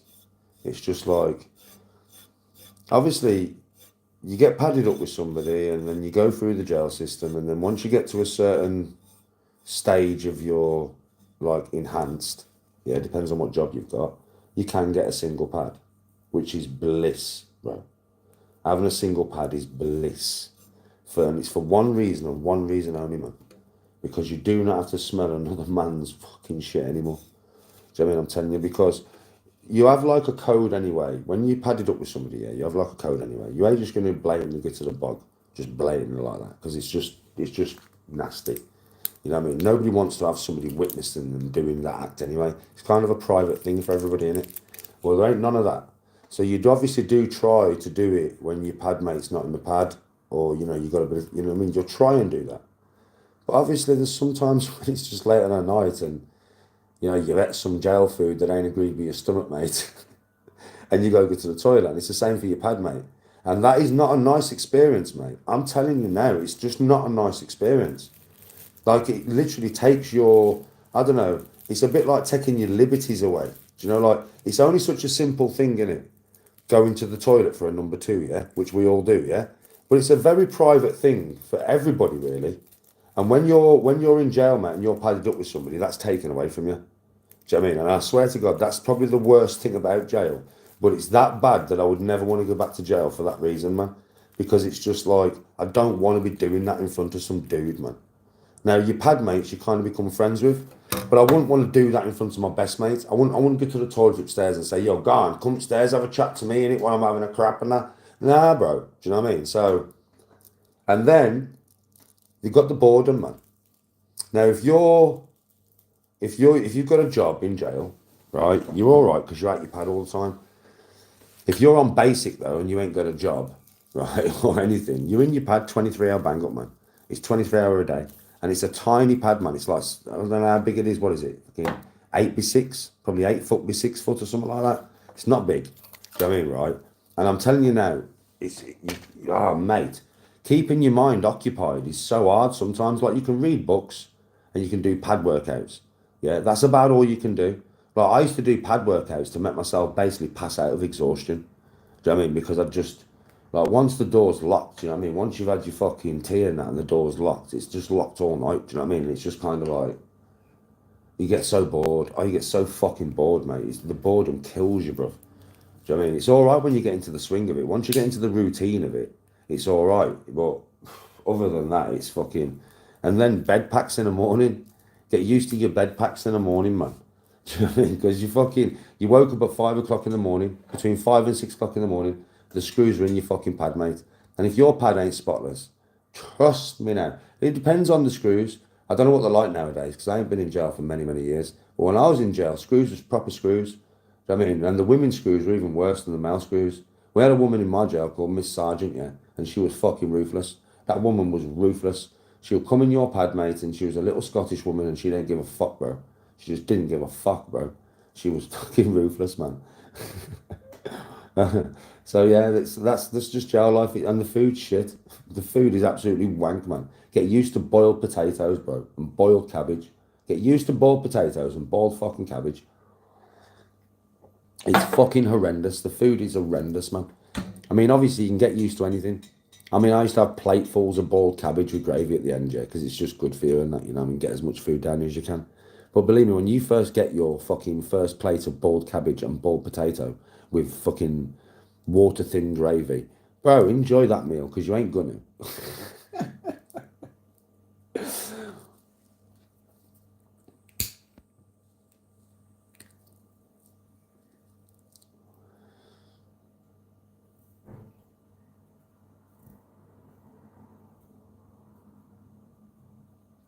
Water thin gravy, lavender. I'm not even joking. I'm not even joking with you now. I swear to God, man. It's just the worst. It's just the worst, man. I mean, nowadays I'm told you've got kettles in your pad and that. When I was in jail, you didn't have no kettles. You used to have to go to like a hot water station, and the screw would take you there 4 times a day, so you could only have a cup of tea 4 times a fucking day. So it was just like,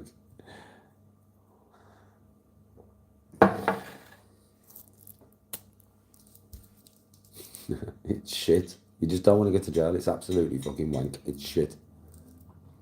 It's much nicer to just be able to walk to the shop when you want and get what you want. It's much nicer to be able to wake up in your own bed. It's much nicer to have your freedom to walk around and do what the fuck you want.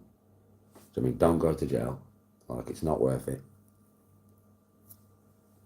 Everybody thinks crime pays and everything, man, until you're in jail, and you soon realise it doesn't. It's just not worth it, man. It really doesn't.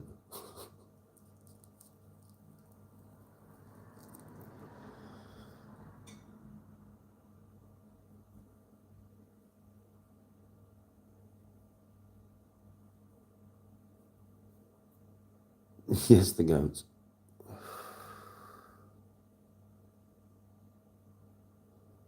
Ah, Mr. J, now, when I went to jail, they did have toilets. First jail I went to, though, bro, was fucking stainless steel, bro. Stainless steel toilets. And I swear to God, they must have been pissed in for 20 years, bro. And no matter how much bleach I put down that toilet, I basically lived in my pad for about 6 months with a constant smell of piss, bro. I'm not gassing with you. And I tried every means you can think of to get that smell out of that fucking toilet. Could I bollocks, man?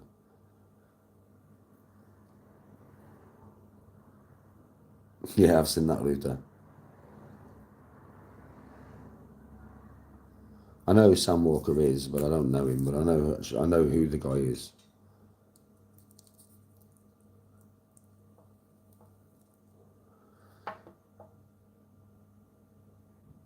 All right, Scott, how you doing? I'm good, mate. How are you?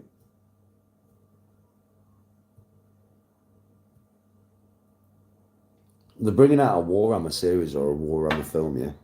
And I'm not joking with you guys. If Henry Cavill stays on board, it will be fucking amazing. Do you know that?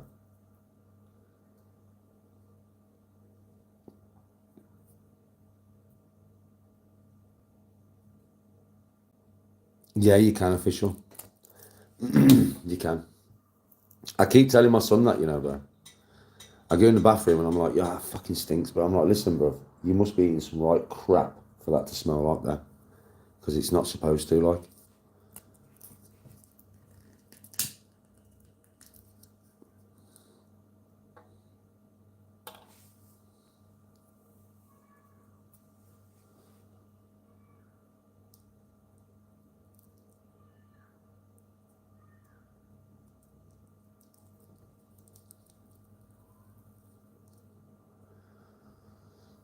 Well, because what you put in comes out, man. It's just that simple. So if you put like toxic shit in, like for instance, if you eat McDonald's every day, believe me now, it will destroy your gut flora.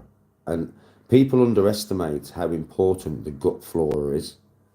So that's why you need to eat vegetables and fruit and, I mean, actual, stuff that actually comes from the ground or from an animal. Because believe me, McDonald's don't come from either. So you eat McDonald's every day for a period of weeks, yeah, and you will notice that your bowel habits will become erratic, painful. It won't be solid or anything. Your guts will hurt. You'll lose weight. You could eat 10 McDonald's a day, but you'd still lose weight to begin with. And then eventually, your body will not know how to deal with this. It's not even real fat, it's fake fat. So eventually, your body will start storing it in a massive way, and then you'll get even worse. And that is literally what happens with any fast food that you eat, bar fish and chip shop, which is still unhealthy but much better than McDonald's, or pizza, which is still unhealthy but much better than Taco Bell or Mackey's or Burger King or KFC. Them ones you want to stay away from.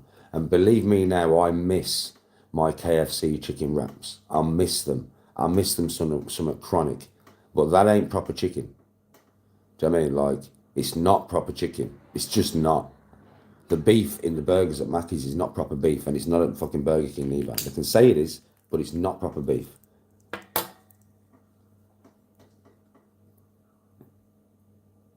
It is smoky, yes. We had one. Do you know something? Listen to this, Scott. It just confirmed what I thought anyway. But I thought, do you know something? One cannot do any damage. Do you know, this is what I thought. One cannot do any damage. So do you know when we went on holiday at Christmas for that 5-week holiday to Tenerife? Me, my mum and Tony, we was in the airport. We didn't have long before we had to get the plane, yeah? So I was like, let's get to Burger King. I'll just get us something to eat. So I went to Burger King, got us all a Whopper meal, right? We all ate the burger, yeah? Got to Tenerife for the first 2 days. My fucking stomach, Tony's stomach, and my mum's stomach were fucked.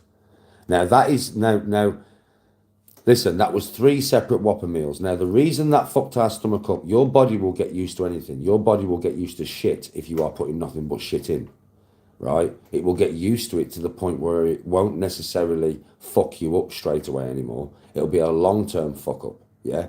And your body will get used to it. Now, because I'm used to eating home-cooked meals, healthy meals all the time, I don't eat, I don't eat McDonald's or Burger King or nothing. I haven't done for ages. Yeah, this is the first one I've had for a long time. I mean, and that is why I had that reaction. Same with Tony, same with my mum, because we all eat healthy. So our bodies reacted badly to it. And it just reinforced that I should not eat that shit. I mean, just reinforced it straight in my mind. There's a reason why I don't eat it, Danny. There's a reason. I've done my research. There's a reason, Danny.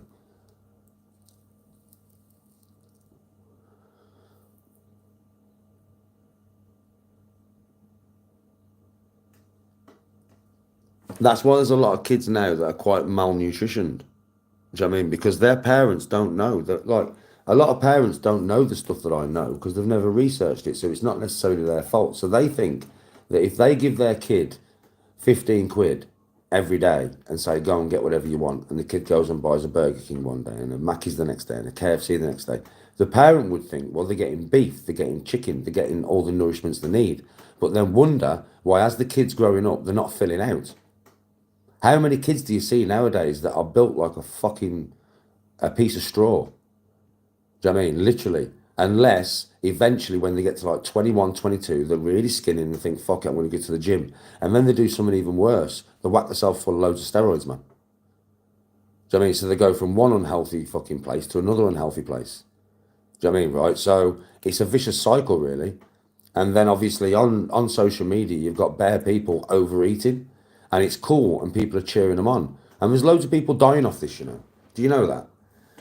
Do you know these people who are really big and they're doing eating challenges and everybody's cheering them on and giving them likes and everything and they're eating fucking 15 fucking burgers and then a year later that 27-year-old girl is dead? I'm not joking.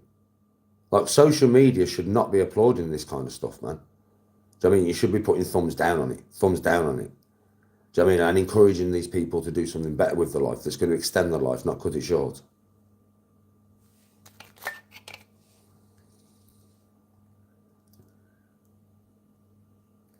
Yeah, they have a meal. It depends. Over here when I was a kid, it depends whether your mum and dad were like claiming off the government or working, whether you got school meals or not. When I was first at school, mum and dad were together and they was both working. They owned a pub, so I didn't get school meals. But then when my dad left and went to live in Spain, like with another woman, and I was with my mum, then my mum couldn't work full time, so she was claiming off the government, and then I got free school meals. So I've been in both predicaments really when I was at school.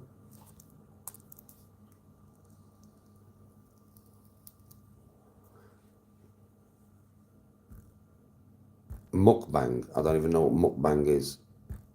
I don't even know what mukbang is.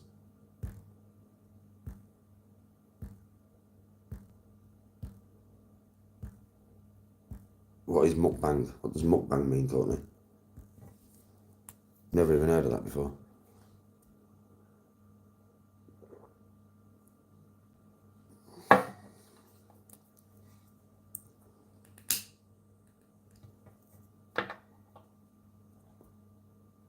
Oh, is that what it is, Jacko? Oh, is that what it's called? Mukbang? No way. I didn't even know there's a word for it. It's a weird word. So people eating themselves to death is called mukbang. Well, fucking hell. It shouldn't be allowed on, really. Gorging for attention, yeah. Do you know what I mean? Fucking gorging for attention, man. Do you know what I mean? It's just gorging.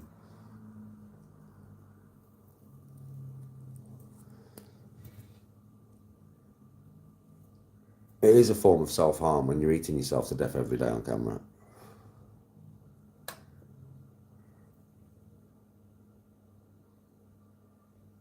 $10,000 calories a day. Do you know what I mean? What the fuck? Well, Shaq, that ain't gonna happen now. I've not seen it, no official. I've not seen it, bro. It's something I've not seen. I've seen a few people eating themselves to death on camera. Like, I have seen that. I have seen it with my own eyes. So I have seen that. Yeah, but I haven't seen, like, I don't know the channel's names that I've seen. Nick Avocado. Nick Avocado. Well, it would sound like he's a healthy eater, because in his name is avocado.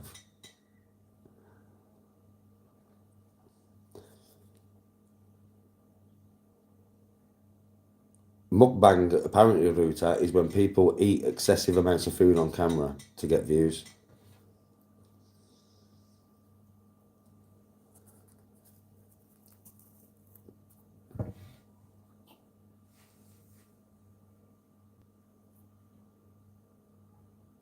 Oh, I've seen them Chinese people eating them live fucking animals, man. That's disgusting. That's dirts, mate. I'm just gonna tell you straight. That's fucking dirts, mate. That is dirts, like eating animals alive, man. That is dirts, bro. The only thing I've ever ate alive, and I'd never do it again because I could feel it moving while it went down my throat, bro, was a fucking oyster. Is that an oyster? Is that what you tip up? Is that what you do when you suck a lemon? Is that an oyster? Yes, lavender. Is that an oyster? Like, is that what it is, lavender? Well, I did it outside a pub when I was drunk one night because I was on holiday. Yeah, is it an oyster? Yeah, I did it because I was pissed. It was years and years ago. I'd never done it, and I was outside a pub, and all my mates were like, "Just do it, man. Stop being a pussy." And this geezer just pulled one out and opened the shell and went, "What?" I was like, "What do I do?" And he just went, "Swallow it." I went, "Don't chew it." And he went, "No, just swallow it." So I did. I just let it slide down. Like, it's fucking horrible. I was like, "What have I just done? What have I just?" I could feel the fucking thing moving, man. I was like, "What have I just done, man?" You know what I mean? Seriously, so no, never again. I would never eat anything live. Like I didn't realise, you know what I mean? I was drunk. But yeah, I can remember it to this day, man. It's fucking horrible. I don't do them every day, bro. I do them, well, I do them quite often though, bro. Uh, Someone ate a live octopus and it laid eggs in her. Well, that was the ultimate form of revenge, wasn't it? Heaven and hell are make believe. Do I agree? Probably. There is no scientific proof of heaven or hell. Like, you can't really scientifically prove it in any way, can you? Like, if you think about it, you can't prove it in any way. Like, it's unprovable. A place where souls go to be damned for eternity if you've been a naughty boy, or a place where you go to be blessed for eternity if you've been a good boy. That doesn't make any sense because there's nobody on this planet, no human, right, that has never sinned in any way, shape, or form, according to the list of sins that you're not supposed to commit. Every single fucking human has. So that means nobody's in heaven and everybody's in hell.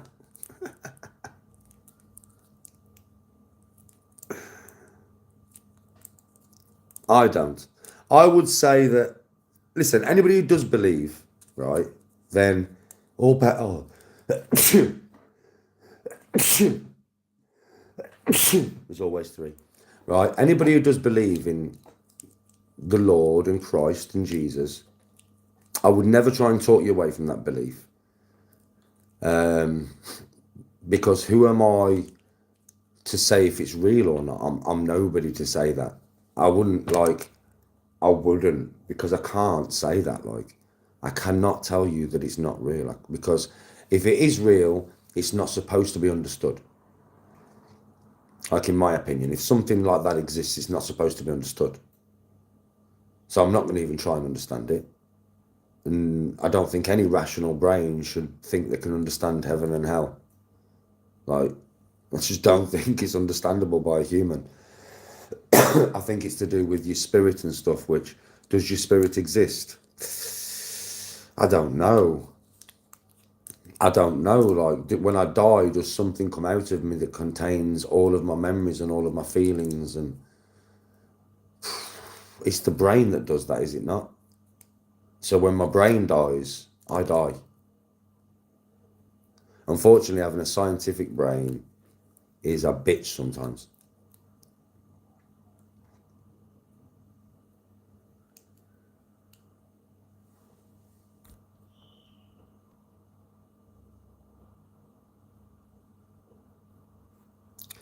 I hope, for me,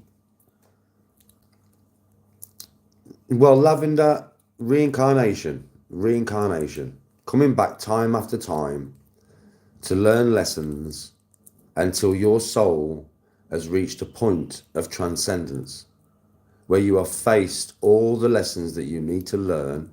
You have been through all the lives that have been needed to learn those lessons in order for you to ascend to another plane. Or you can stay and keep reincarnating to help others along the same path. Well, that is a belief, is it not? It's a belief of about 3 religions on this planet. I know a lot of beliefs. Probably shocked you with that one, ain't it, Lavender?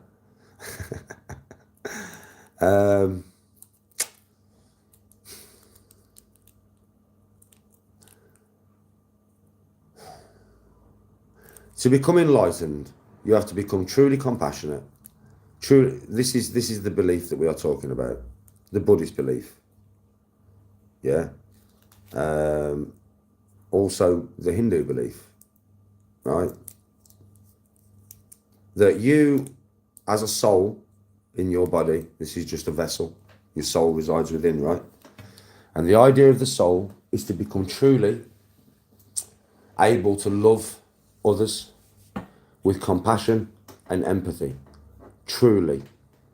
And by doing that, you will be able to ascend. You will no longer have to go through the monotonous of reincarnation over and over and over again. Once you get to the point where you can transcend. But it's not, you can't say that you're empathic. You can't say that you have compassion. And you can't say that you are truly capable of absolute love for all other humans. It's something that resides within inside you, that the Great Spirit or the universe itself only knows. You can say it as much as you want, but it's not something that can be measured or quantified. It's something that resides within your soul, which is immaterial. Possible. Possible.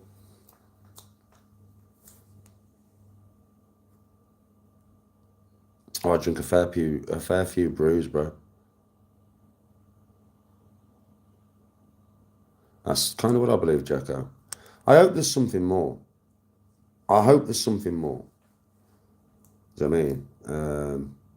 If we go back to before Earth existed, fucking hell, official. 3.3 is it 3.6 billion now? I think the Earth's about 3.6 billion years old, is it? It's definitely 3 billion at least. Yeah. So fucking hell, 3 billion years. A long time to go back, bro. I often wonder what it would be like to go back and see the beginning of the universe. Was it a big bang, or has it always been here? Is it timeless? Because a lot of people don't really put that into the theories, you know. They never think to themselves, like, is the universe timeless? It lives for infinity. It never goes anywhere. They always want to talk about an implosion or an explosion. But they never want to actually just consider the idea that maybe this mother chucker is just infinite. Maybe time does not exist for the universe. We as humans, yeah, we have come up with the idea of time. But what about if the universe doesn't even know the boundaries of time? Time doesn't exist for it.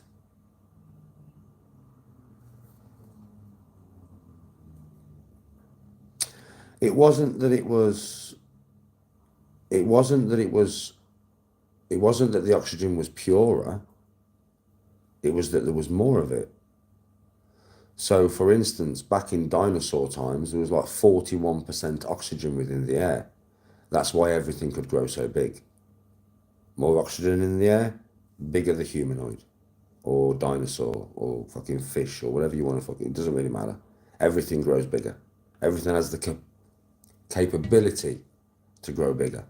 So people often say to me, was the giants back in the day, Danny? Well, if Darwin's evolution is bullshit, and we had humanoids, something like us, more close to us than fucking a caveman who's beating rocks together, then there could have been giants back in the day. There would have been, well, any humanoid really would have been a lot bigger than us because of the amount of oxygen in the air that they had when there was a fetus within the womb. The growth would be exponential. So nowadays we have 21% oxygen in the air, and that will probably drop. And that's why we are actually getting smaller. Like through history, they always try to tell you that we have got taller as a race over time, and there was smaller back in the day.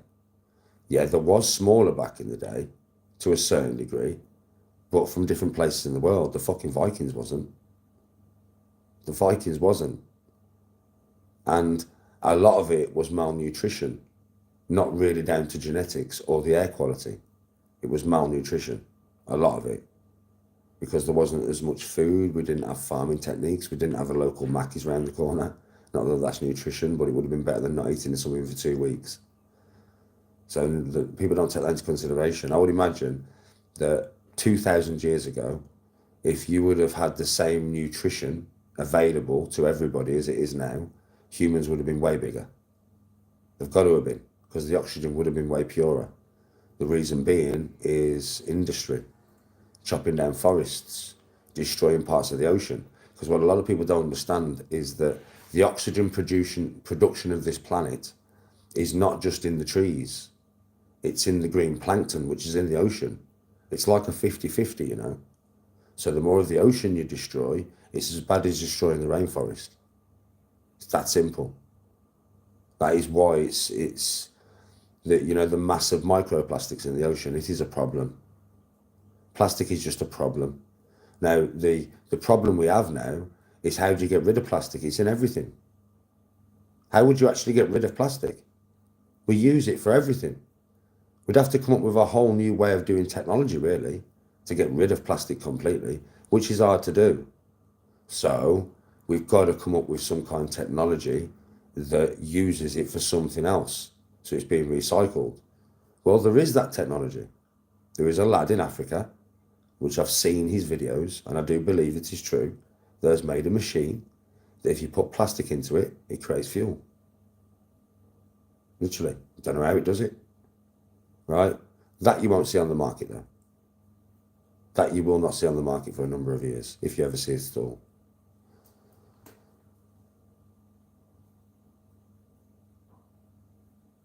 Yeah, plastics and everything, Ron. It's very hard to get rid of when it's used for everything.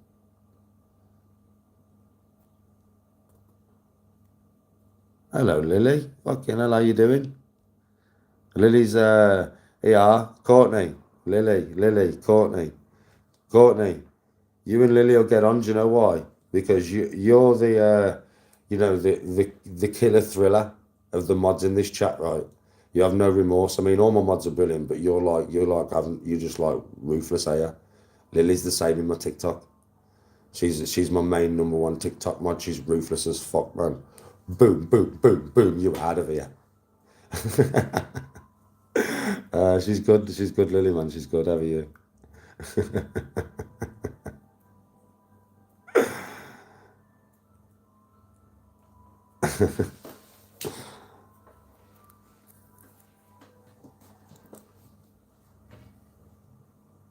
Yeah, well, I'm banned. I'm banned on TikTok, man, for a few more days. But it's given me a chance to have a rest, to be honest. It's given me a chance to have a rest off it and just have a break off it. I was gonna have a break anyway. I mean, I pushed it so much when, you know, this shit with this idiot was gonna go through, but now obviously I'm like, I hate doing it. Call me ass dealing with your bullshit. So now I'm kind of like, I thought, well, I've pushed it quite a lot. I might as well have a break. So that's kind of what I'm doing. I'm kind of having a break right now. I'm just doing YouTubes when I feel like it. To be honest with you, Lily, my audience here is better than on TikTok, you know it is. Like all my mods, for instance, in chat. I have quite a lot of mods are always in chat on this channel. And my mods are fucking all wicked people, though. Do you know what I mean? And you don't really get on this channel. People have learned quickly that if you come on this channel to troll Danny, my mods will just eat you alive. Do you know what I mean? So it's just like people, this is becoming like a very nice atmosphere in here. It's just nice. I mean, I come on sometimes and I don't even do anything really. I just come on and I chill and do my thing. And Courtney and Gary and Ron and everybody else in chat, like Lavender and fucking Linessi and everybody, fucking Reefer, everybody. They'll all just be chatting amongst themselves and having a laugh in chat. And it's fucking wicked for me to see that. I love it. I don't get involved sometimes. I see them having a laugh in chat and I just don't talk for about an hour. So I just let them carry on. I'm just like, nah, I'm alright. I'll stay on the sidelines and watch you like that. Don't really get that on TikTok, innit, because it's just full of knobheads. And here we've managed, well, I haven't. My absolutely amazing mods have managed to filter most of the knobheads out.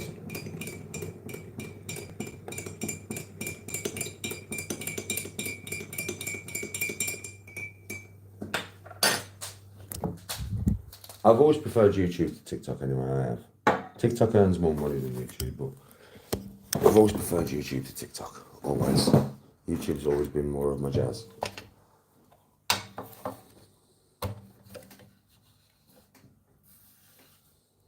Oh, I know, LC.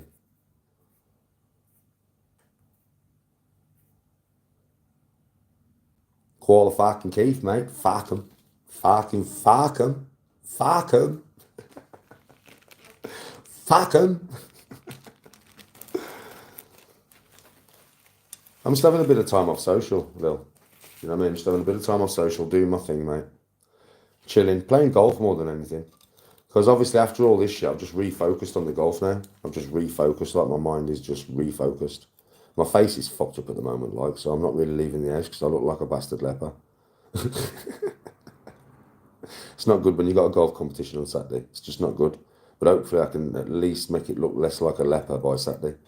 But yeah, it's nice to just have a break and I'm only doing social when I feel like doing it now.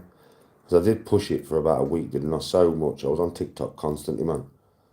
I mean, and then it's like, obviously it's all come to shit and there's nothing happening. So I'm kind of like, right, good time to have a break, Danny.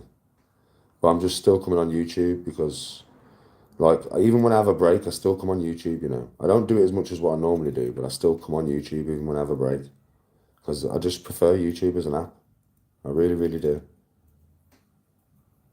I always have.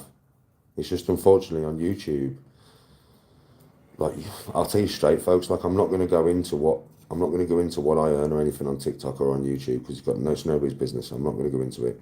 But I will tell you something. TikTok can earn you a lot of money, man. Like, it's no joke. Like, TikTok can earn you a lot of money, man. Compared to YouTube, it earns way more money.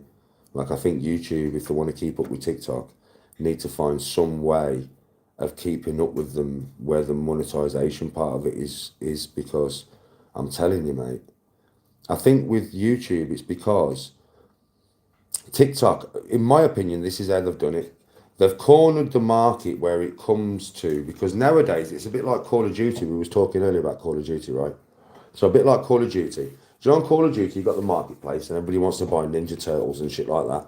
Well, you think on TikTok, when you donate to me, for one, you can donate a penny. And 1 pence is a rose, right? So you still get a bright red rose come up on the screen. Yeah. And there are so many different things to donate, which are all different pictures. And they're all animated pictures. So you can put a cowboy hat on me and a cowboy hat will come on me. Or you can donate me a galaxy and the whole fucking Milky Way galaxy will come up on the screen. And it's all very colourful, right? So people just donate like quick. That's what it is. It's just like bang, bang, bang, bang, bang, bang, bang. It's mad. All different donations. Whatever somebody's feeling like on the day. I mean, sometimes I get these things, these corgis, right? And they're walking through fields, yeah? Well, that's probably somebody who's got a corgi or somebody who likes dogs. Safe, bro.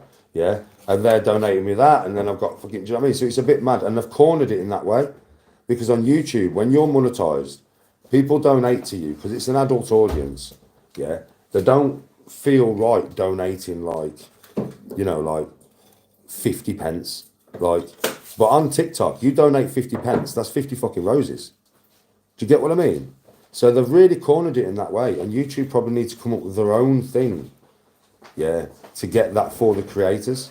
I mean, I never asked for them. I never asked for donations ever. I never will.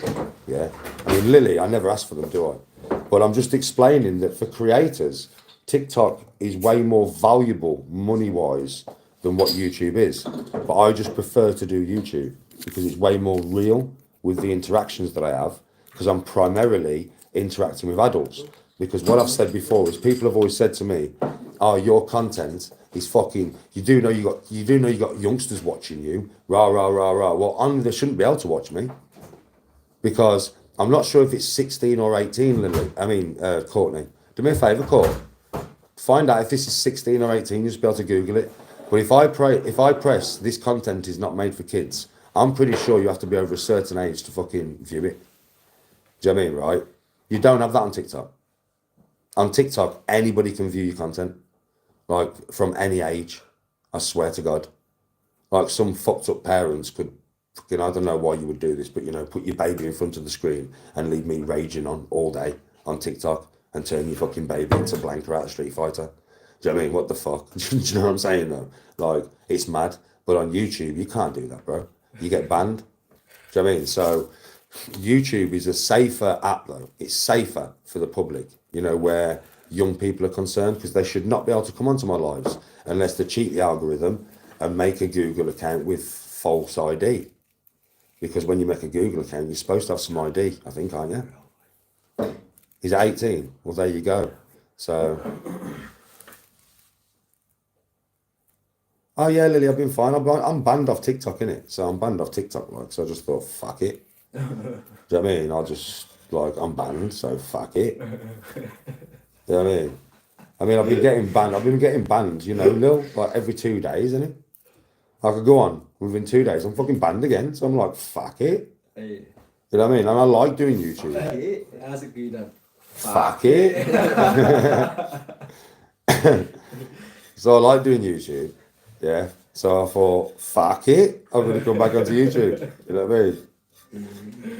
Fuck it. I just like, I do, listen, there's people on TikTok that I like you, Lily, Ghosts on TikTok as well. So there's a lot of people who I do like who come into my chat on TikTok. It's not like I don't like anybody on TikTok. That'd be bullshit, because there's a lot of people that watch me on a daily that I do like and I get on with. You know there is, Lily. Loads of them, right? But there's so many dickheads as well. And it's very hard for you mods to get rid of all of them. Like, it's really hard because they come on so fast. I mean, sometimes I'll have like 400 people watching me and the comments are flying that fucking fast. Do you know what I mean? I don't know, like, you mods must be like, blah, blah, blah, what the fuck? It's fucking going to be hard, eh?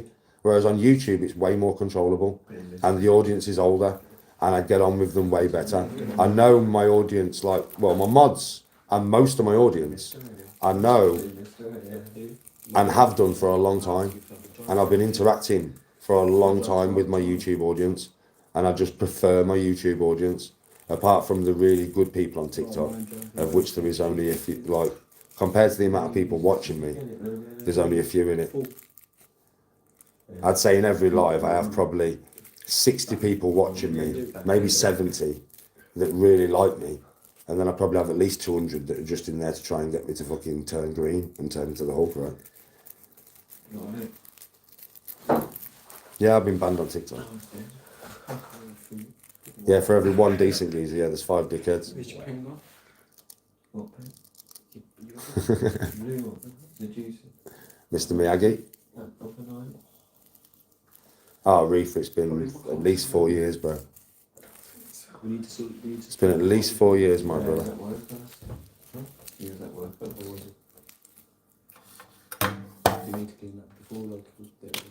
Wait till you see me accelerate my golf, man, and you've got some funny golf shit coming up, man. Well, you've got a hard challenge, which will probably be funny if I end up in situations because I won't have the club to get out of it. Yeah. So I'm gonna choose the. Do you know something? I'm gonna choose the clubs myself. Because if I choose the clubs myself, it'll be fucking difficult because I'll choose smart ones, right? So what I'm gonna choose is my 3-iron.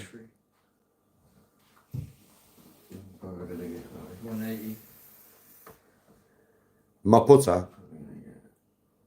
No, but look, calculator. And I'll let you choose one more club out my bag. So 3-iron putter, and you get to choose the other club to do 9 holes with, and see how I get on with whatever of the club you choose and those 2 clubs.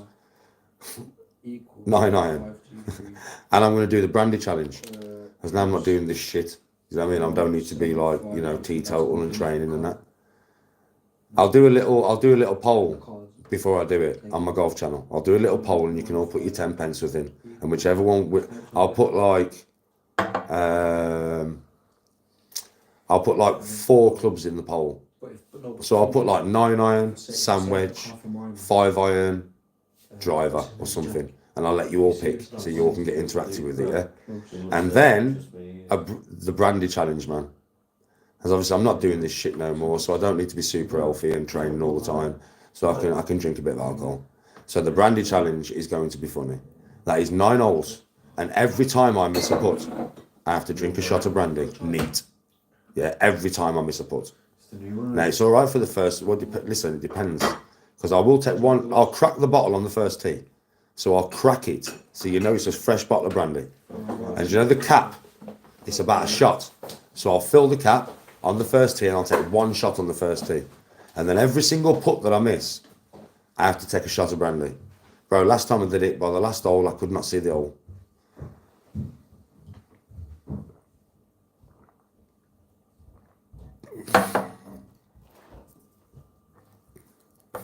Mr. Miyagi, I will be, you know something, by the, listen, once I can't see the hole no more, yeah, then it's going to be like, fucking, miss 3 shots on that green. I'll end up crawling to the 9th hole probably, bro. I'll be rolling down the fairway.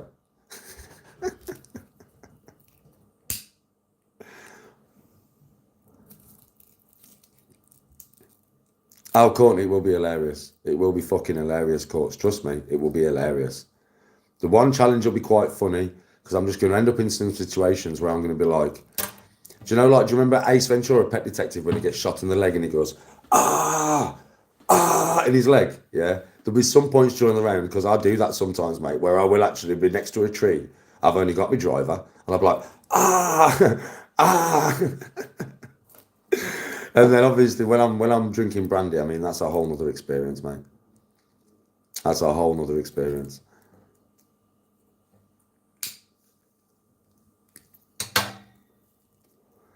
We're going to be doing that in the next 2 weeks. You're going to get that. You're going to get those lives in the next 2 weeks, mate. This will be fucking funny, man. It won't be for me, but it will be for you lot. Now, the course is a course you've never seen before, but I can walk to it because I'm not going to drive, obviously. Yeah, so I'm going to walk to it, right? And then I can walk back in it, right? So it will be funny. It's just a 9-hole course. And like I said, every time I miss a putt, every putt that I miss, I have to drink a shot. That's the rules of the game, mate. The rules of the game is every fucking putt that I miss, I have to drink a shot. Now, I listen, I know more than 2 putts every green, right? But say if I 2-putt 5 greens, that's 5 shots of brandy, plus the one I have on the first tee. That's 6 shots of brandy when I'm playing golf. And that's if I just 2-putt 5. There's no way once I start to get a bit twisted. I reckon I could end up drinking about 9 or 10 shots of brandy while I'm playing golf. I'll be fucking rolling all over the place, bro. I won't even know what's going on. I reckon I'll end up drinking about 9 or 10 shots, man. Maybe more, I don't know. But probably 9 or 10.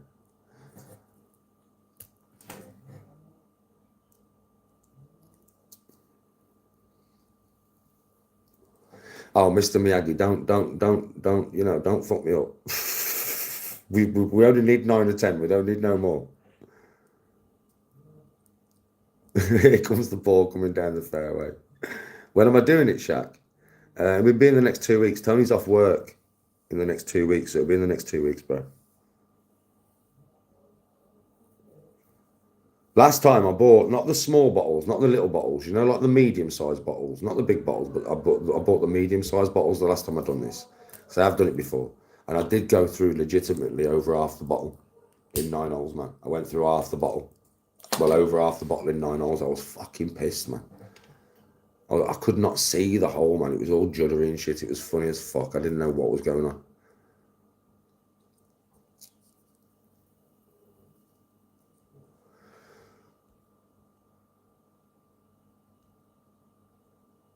Tony won't join in the drinking, Lily, no. Tony won't join in. She won't drink brandy. She'll just try and hold me up.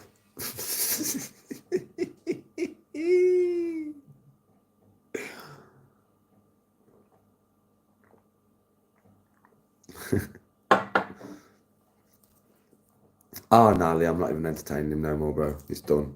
I'm not even entertaining him no more. It's done, bro. No, the geezers, after all this, the geezers still ain't messaged me on WhatsApp, He still ain't sent me a message on WhatsApp. I mean, you got me on WhatsApp, I mean, going through all this, and all this. He'd send me a message, right? Still ain't sent me a message on WhatsApp. But I'm done with it anyway, bro. I'm done with him. I'm not interested. He can say whatever he wants. He can make whatever videos he wants to dig himself out of his hole. That's his hole to dig himself out of. For me, refocused on my golf. Not interested, bro. Fucking time wasting fucker. Not interested at all, bro. Just moving on with my life.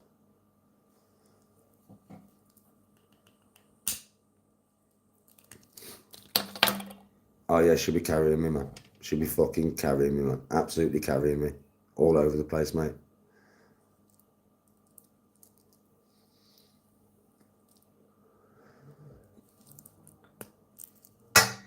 Yeah, shoot, he even messaged me back, bro. Lily, much love and respect, man. Have a good fucking day, mate. Have a good fucking day. Next time you're on, I'll have to make you a mod on this channel, innit? The content will be the same anyway, Shaq.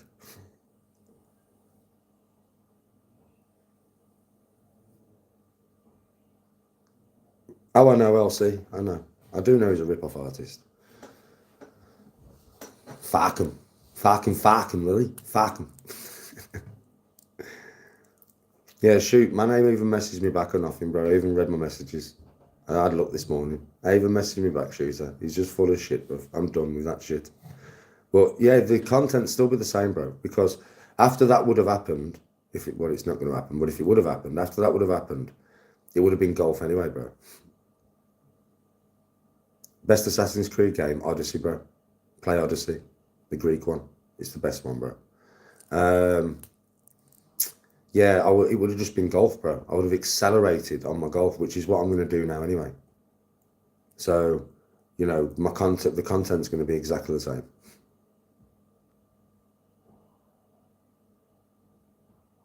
Yeah, I will shoot. I'll make you mod. I will. I'll remember that because I do need to make you mod on there, bro. When I'm on there at some point.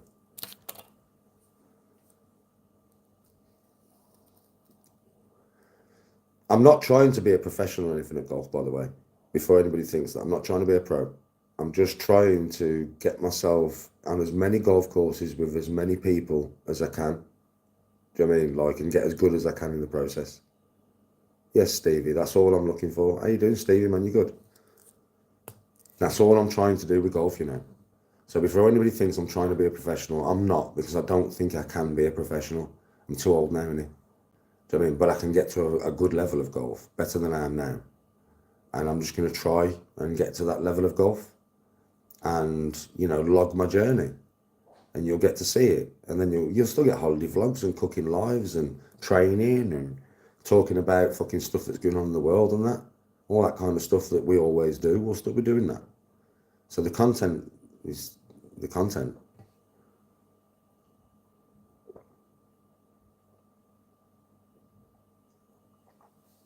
I don't know, shoot. I'll have a look next time I'm on there.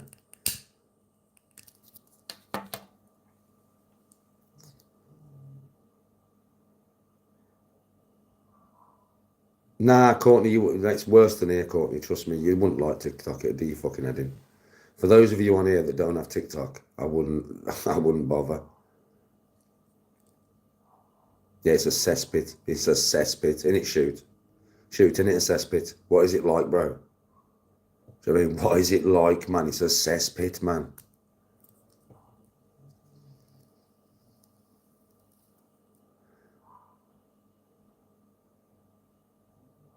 Lee, I wouldn't bother, bro.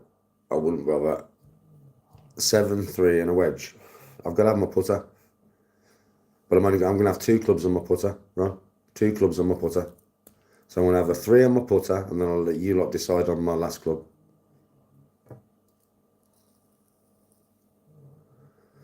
Yeah, it's a fucking cesspit, man. If you don't go on TikTok, don't bother. YouTube's better. Do you know what I mean? It's a shame because I have some audience on TikTok that don't do YouTube.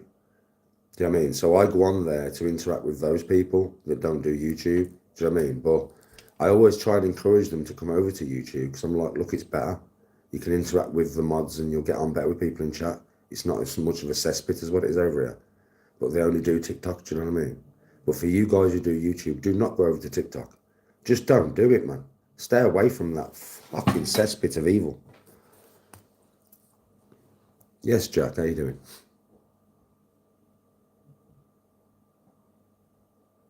Yes, John. My prediction for the Masters. I've got a few, bro. So, like, Xander Schauffele, Scotty Scheffler, Bryson DeChambeau, or Ludwig are my 4 top picks to win it. Rory is an outside chance, or I think not necessarily like a shit golfer, but nobody in the top 15. You know, somebody out the top 15 that we would never expect to win.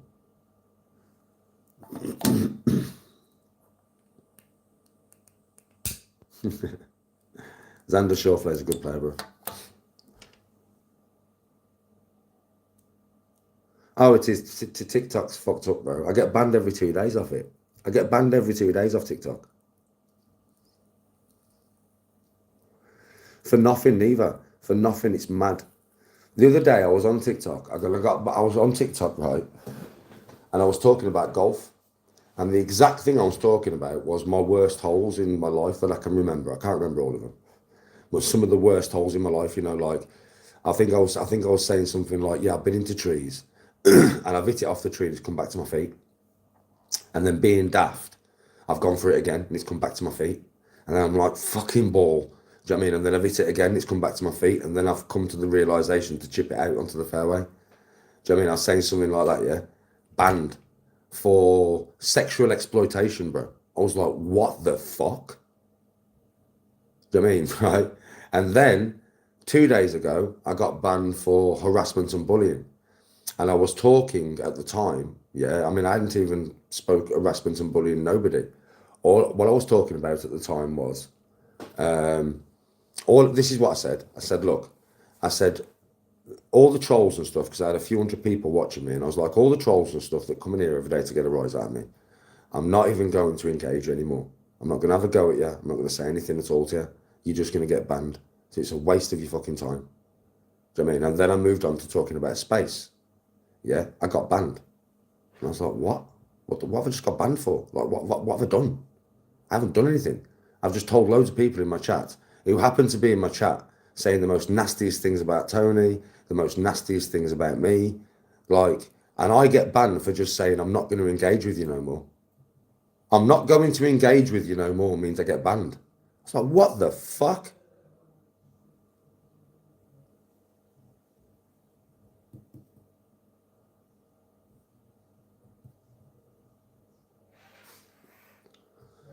Oh, John, that is the younger Dryas theory, bro. So this is quite a deep theory. It's not a theory. It is kind of proven. There's enough evidence on the planet to say that we had a cataclysm, and it probably went like this. Yeah. So when we have an ice age, everybody thinks that the whole of the planet, so the planet Earth, yeah, everybody thinks that the whole of the planet is ice. It's not. When we have an ice age, the equator, which is where the ice is, sorry, not the equator, the poles, which is where the ice is, it creeps further towards the equator. So rather than the ice contained to here, like where it is now, it'll probably creep down to here. But the central band of the planet, the equator, we're talking 1,000 miles wide at least, is always going to be free of ice and always going to be warm and tropical, right? So, going back past 12,500 years ago, there was probably a civilization on this planet. Atlantis, let's just say, yeah? Whether Atlantis was real or not, I personally think it was. But let's just say Atlantis, yeah? So a previous civilization was on the planet. Now, because the poles had crept down, as I've showed you, the poles creep down, right? So Canada, North America, was an ice sheet, a mile thick, a bit like Antarctica now, yeah? And a comet or meteorite, probably a heavy, dense, rocky meteorite, came in through the atmosphere and hit that ice shelf and split it. The force of that splitting of the ice shelf and the superheating that went on caused tsunami waves that were apparently up to 1,000 miles high, travelling at over 800 miles per hour, the speed of sound. Now, if this theory is correct, then that means them waves were causing sonic booms, man. Imagine a wave 1,000 feet high causing sonic booms. Well, that happened to be Noah's flood. And the flood that is in every other religion around the planet. Every religion has a flood myth. Because it wasn't a myth, it happened. Right? There was a flood. A massive flood. I'm not saying Noah was alive. I'm not saying he put 2 of every animal on a ship. But I'm just saying his flood happened. And it happened between 11,500 and 13,500 years ago. And it was called the Younger Dryas. And there's a lot of evidence on the planet that this theory is correct. Now, at the time, well, you've got to think, when you see a 70-foot tsunami hit the Middle East, and you see the devastation that a 70-foot tsunami does, imagine one that's 1,000 feet, not traveling at 100 miles an hour, traveling at nearly 1,000. Imagine the devastation that fucking does. That's what wiped out the previous civilization. Now, where would you survive? We would survive in the middle of Eastern Europe. You survive in the Mesopotamia Band. You would survive in Iraq. That's where you would survive, in the middle. That's where buildings wouldn't be destroyed, in the middle. Anything that was by the sea would have been wiped out, completely wiped out. And at that time, because there wasn't as much land, the civilization would have been fucked. Because those waves wouldn't have had as much land to travel, as much sea to travel, to dissipate before they hit humankind. The previous humankind that was here, I would say. And it would have decimated them, down to a few people who survived, only a few. And that will be where our common ancestors come from. Our common ancestors will be down to a small group of survivors, I would imagine, 1,000 maybe. You've got to have enough genetic diversity for humankind to exist. Like you could never have, that's why you can't inbreed. Yeah, so you could never have one family that just done it with each other and created kids to create a fully functioning human population, because the genome would break down over time. Because for a genome to be strong, you have to have genes from all different families and different bloodlines. It's how it has to work. So we would have come from 1,000 or a couple of thousand people, not from like 1 or 2, not from like Adam and Eve, like from a few thousand people who survived that last cataclysm.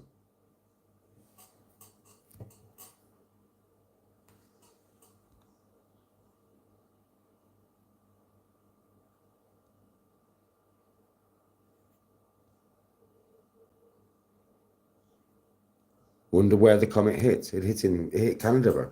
What is now Canada? That's where it hit. Yeah, nowadays Adam and Steve, mate. Yeah, that's where the comet hit, bro. It hit Canada. Canada was an ice shelf. It wasn't land like it is now. It was an ice shelf because it creeps down, right? So Northern America was ice. Canada was ice, about a mile thick, they estimate. And it literally split it. It hit the middle and split it, bro.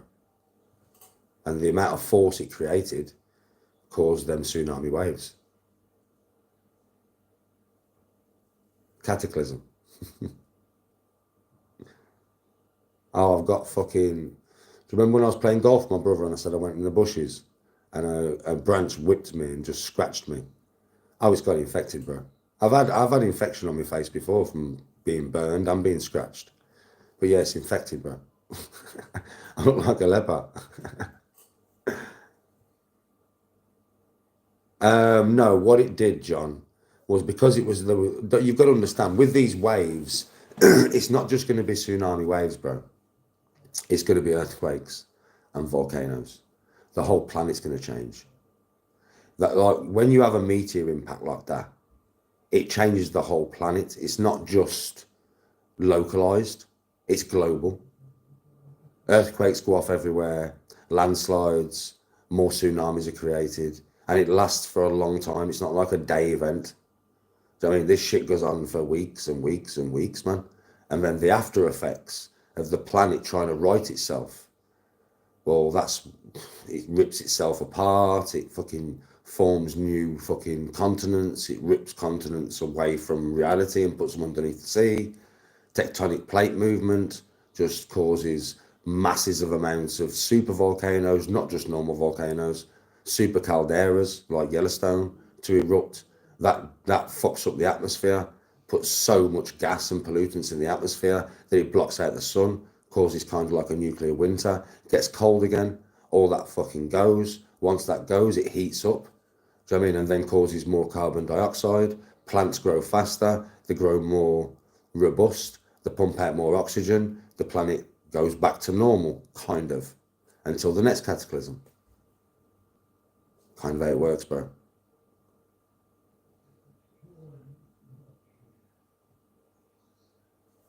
Yeah, a bit like Birmingham, but a bit colder.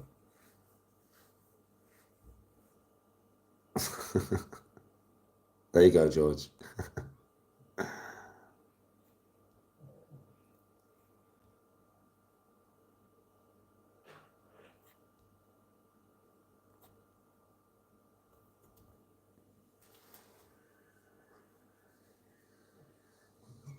I know, John, it's fucking mad, isn't it? That's what happened with the dinosaurs, though. With the dinosaurs, the meteorite hit, it caused so much damage and so much force when it impacted that it caused bare volcanoes to go off, bare tectonic plate movements. Do you know what I mean? And bare tsunamis, weather changes. So that's where everything died out. That's why the dinosaurs died out. That meteorite that hit, mate, was big. Anything, anything hits the planet nowadays that is probably 2 mile. Because don't forget, when it comes through the atmosphere, some of it burns up. Sometimes you can get an airburst. So rather than hitting the ground, it gets to goes through the atmosphere and gets to a point where it explodes rather than it hasn't got the what's it called? There's a word for it. It's the fucking word, Danny.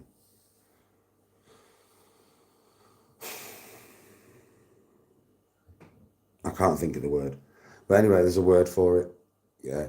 Where rocks stay together or under their own compression mixed with the air surrounding them, they'll explode.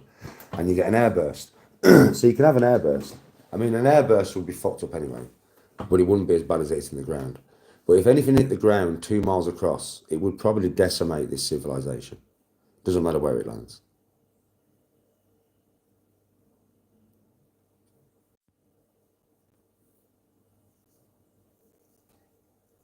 It just froze, Lavender. There's too much fucking in there. There's too much in there, man. Sometimes I can't get it out.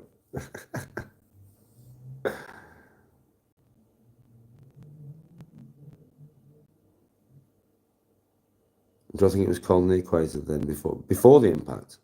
No, no, no, no, no. The equator was always free of ice. And it's not just like a 10 mile band of the equator.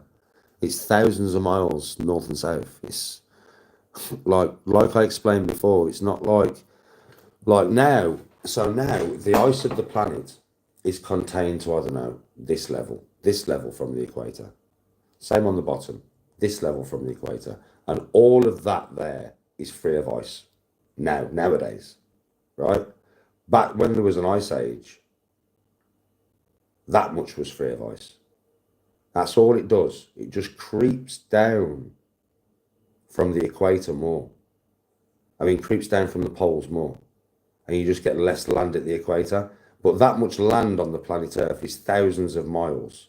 That's thousands of miles. It's not like 10 mile or something. Do you know what I mean?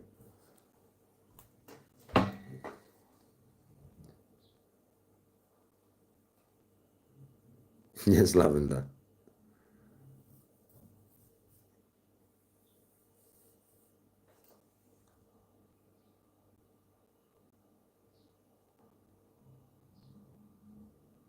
Oh no, it will be the equator would be warm, bro. It would be colder because of the cold winds and the airs, the cold winds, and obviously the Gulf Stream and the jet stream because there's a lot more ice.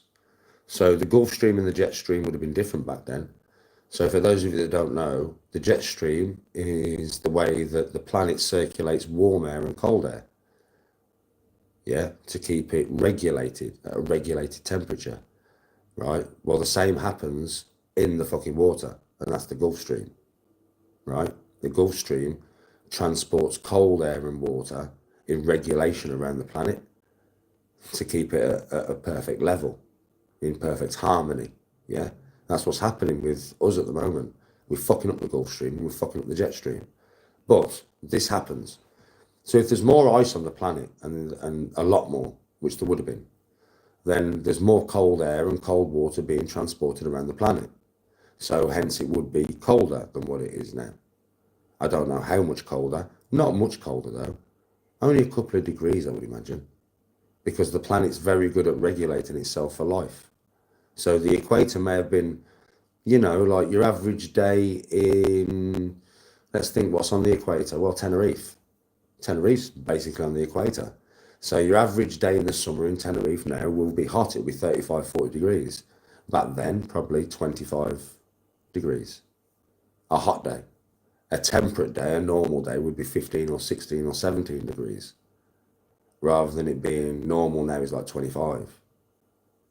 So it would still be highly livable and fine to live on the equator. It would be colder than today, but it wouldn't be that much colder.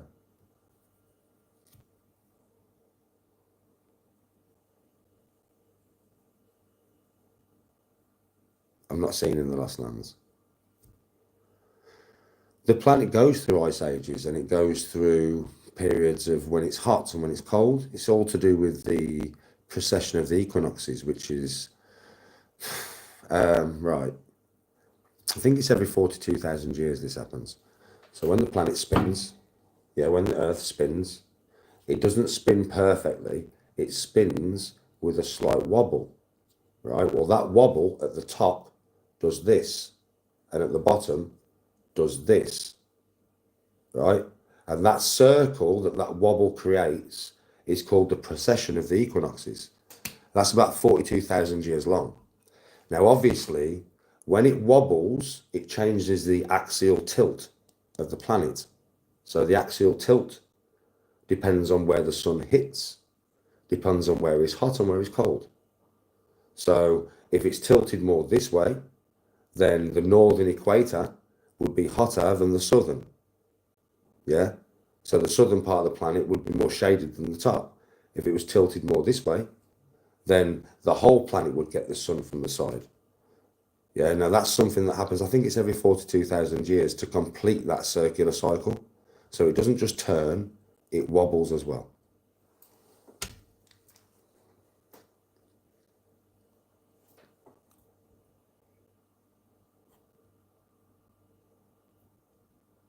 Fuck me, you're pulling some knowledge out my head, mate, today.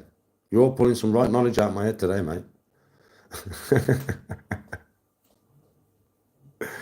Sometimes I don't even know half of this exists.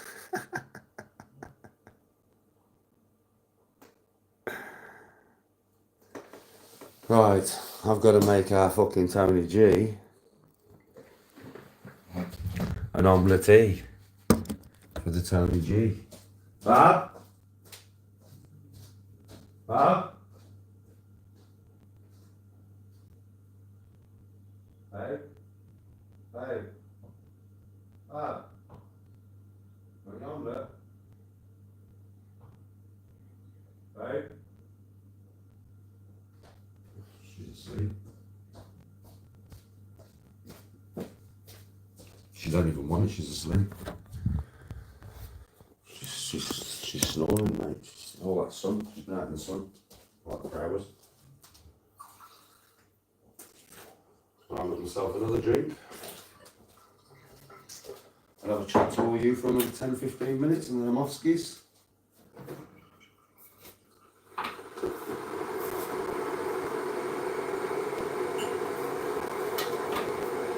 going to get in the bath. Dry loads of salt into my wounds on my face. And hopefully I don't look like so much of a letter tomorrow. Because I want to go to golf, but you can imagine that I don't really want to go to golf right now looking like this.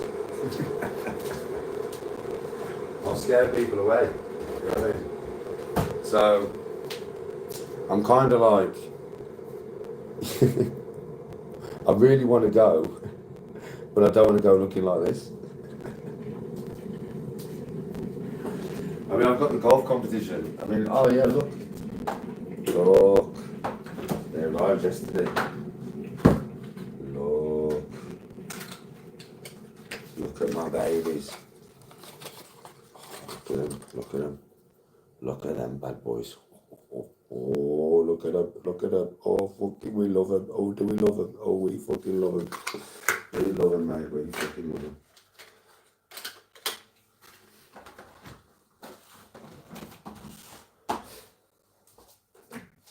So yeah, I've got a golf competition on Saturday, and I'm hoping that I can sort my face out. Do you know what I mean? I've been stressed over the last 2 days now. Like, you don't understand, I've been stressed, like. I've just been watching my face get worse and worse, and it's been stressing me out more and more. Not because I'm really a guy that's bothered about how I look, am I? It's not about that, though. But my face is fucked up, like. So even though I don't care how I look like, my face is fucked up, like. You know what I mean? So you've got to, like, let me off a little bit. I'm not a geezer who has to be out there getting manicured and pedicured and putting blush on and all that. I don't need to look like that. But I don't want to look like fucking Quasimodo, like. Do you know what I mean? Oh, did you think that was a sexy set of balls, did you? Fair play. Was it? It's a sexy set of balls, isn't it? Fucking sexy they are, mate. Turn up on the golf course with them, people don't know what's going on. Like, oh shit, he means business. He's coming with them shiny balls. They're like, Danny, stop dangling your shiny balls in front of everybody. I'll be like, listen, everybody, have a good look at these, they'll blind you. They're the shiniest set of ball slacking you've ever seen, lad. Have a look at my big shiny balls, boys. You know what I'm saying? We're saying that to 40 men and that. I don't care, you know how I roll.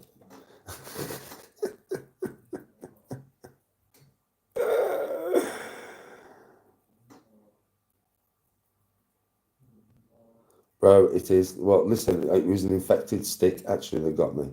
I got done by an infected alien stick from Mars. It was a plant that was from Mars. Elon Musk put it there. Do you know what I mean? To try and fuck me up because he knows that sooner or later I'm going to beat his mate Donald Trump on the golf course. And he could sense it coming. Do you know what I mean? So he was like, right, I'm going to try and get him. So he put a Mars tree there that attacked me. And it nearly got me. But because I've got such a robust immune system from back in the Jurassic period, because you know me and Tony, obviously, you got Adam and Eve. No. It was Danny and Tony, mate. I mean, seriously.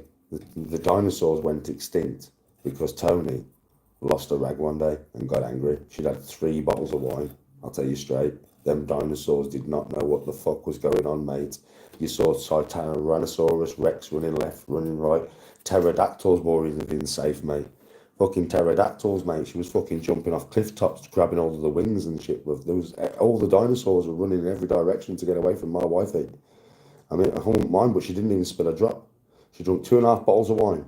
Yeah, she had the other half a bottle, yeah, in her hand for the whole time while she was fighting every fucking creature of God's creation on this planet, and she ended them all, you know. And she didn't even fucking sweat.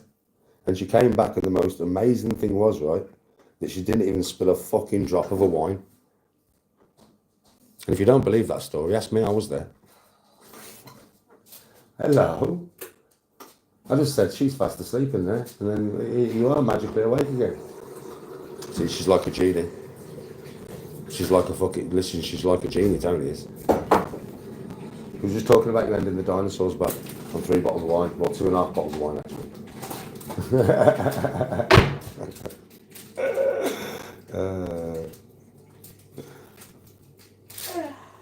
Courtney says hello, Bob. Oh, the gazonberry tree. I can't tell you about the gazonberry tree. Tony gets angry. It's a secret. But if you just, the clue is, listen, the clue is in the name, right? The clue is in the name. That's why whenever Tony goes out into the back garden, right, she comes back and she's chewing with a big smile on her face. That's because she's been plucking the gazonberry tree.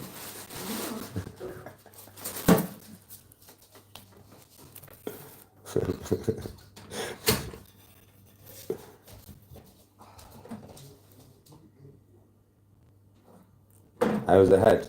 How was your head this morning, Bob? Morning. After your wine? Good. Good. She says good, Courtney.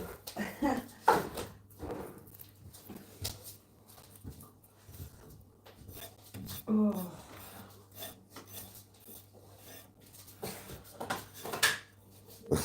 Yes, you've only just realised, Jacko. Fuck you, how slow are you, son?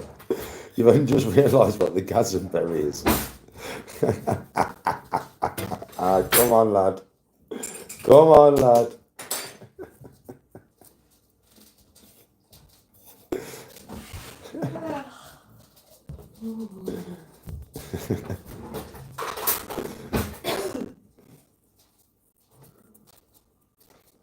Pennies dropped. Pennies dropped. Bit of wine and shine. I'm going to get, do you know something? I don't drink wine, but because Tony drinks wine, I always feel a bit bad, right? Like yesterday I didn't because I didn't want to drink, so Tony was drinking, not me. But I'm not talking about that. I'm talking about like when Tony's drinking something and I'm drinking something different. I look at her and I think, well, I should probably be drinking the same thing as my wifey. Now I don't drink wine, yeah, because I just don't like it, to be honest. Right? That thing that she was drinking, it's I don't not know. even like fucking wine. It's like pop.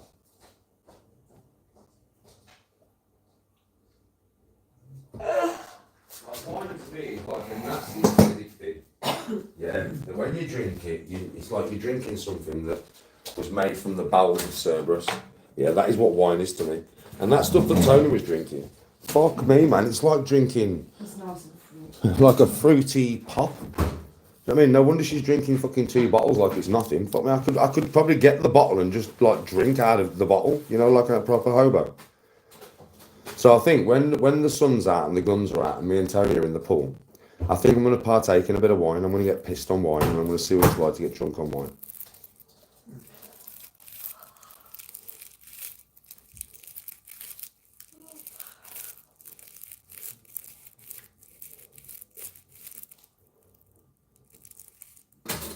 Oh yeah, it's deceiving. Tony was drunk last night. It was funny.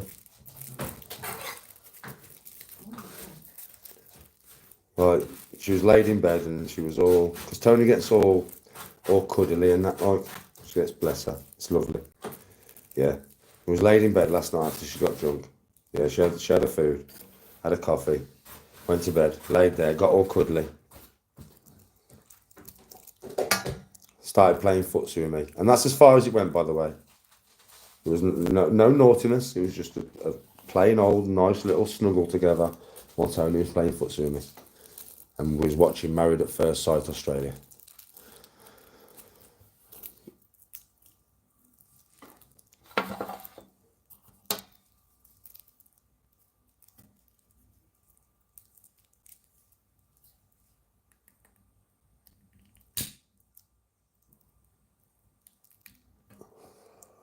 Listen, I will literally try this wine thing with our Tony G and we'll see what happens.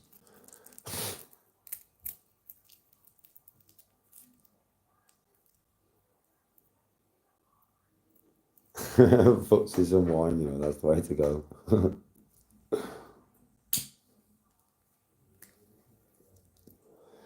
That was funny last night, Courtney, man, when you said to me, man, oh, fuck me, Danny's a rumour that we're having an affair. I was just sat there for a minute and I was like, how would that even work? Like, Courtney's from Wales for starters, like, I'm in the house every day online. I'm either on TikTok or I'm on YouTube. Like, everybody would know if I was going on a trip to Wales because I'd film it. And if I did go on a trip to Wales, this was all going on in my head, like when you said it to me. If I did go on a trip to Wales, Tony would be with me anyway. So, have me and Tony every weekend been sneaking off down to Wales to have an affair with Courtney together? Like, is this how it's been going on? Like, what the fuck? I swear to God, man. You know what I mean? I was like, honestly, I was like, what the fuck?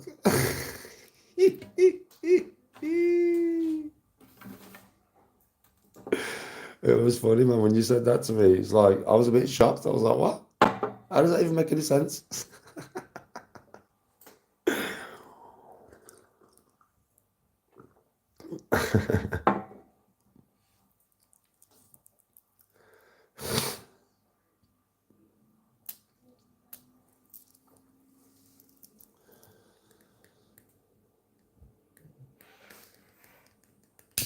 Stephen.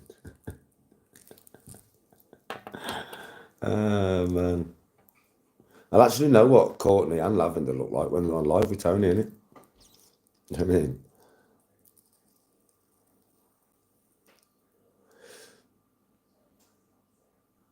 I'm not going to get involved in that live, by the way. Just to let you all know. That's not my live. When it happens, I'm probably just going to play my game and have a drink in the background. Yeah.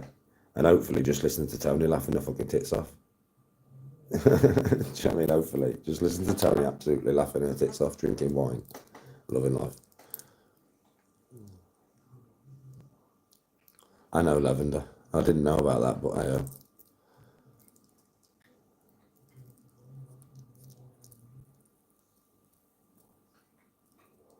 I don't know Lavender. I'm not really sure how it works myself, but I'll find out because it'll be nice for Tony to interact with a couple of birds.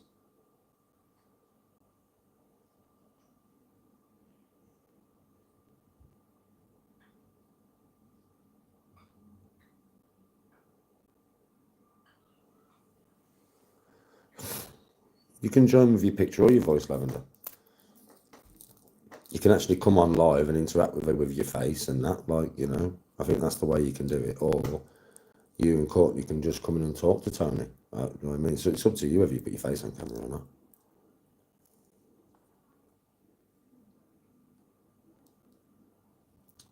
Courtney, I'll let you have Danny if you can drop 20 kills on Warzone. Yeah, Lavender, that's fine. You don't have to put your face on camera. You don't have to at all. I don't blame you, chick, because I know what some people are fucking like. You know what I mean?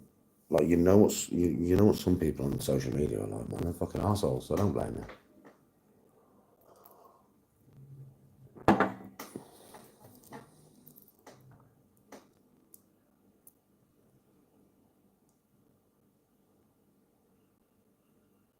Yeah, there is Lavender, I agree.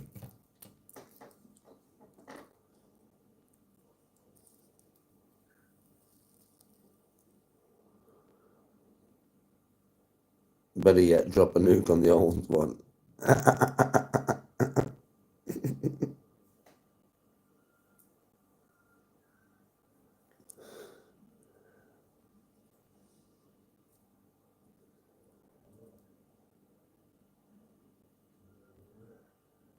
Yeah, something, folks.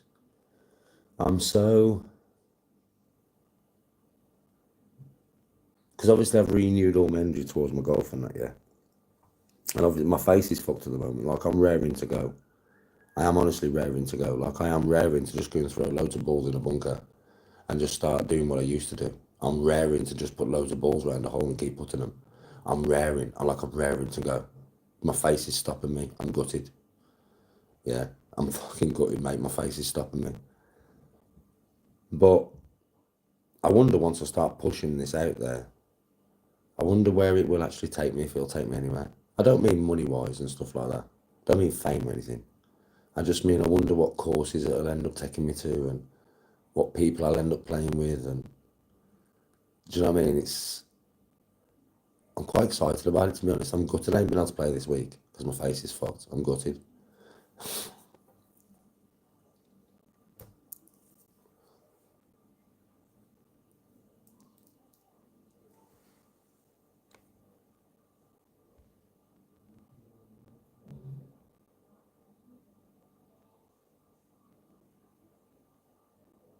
Oh, Courtney, well, I don't even know I don't even know what you look like. It's never entered my brain, obviously. I just get on with you as a person, don't I? But I don't think Stephen, like, knew. Do you get what I mean? So I don't think he actually meant anything by it, you know.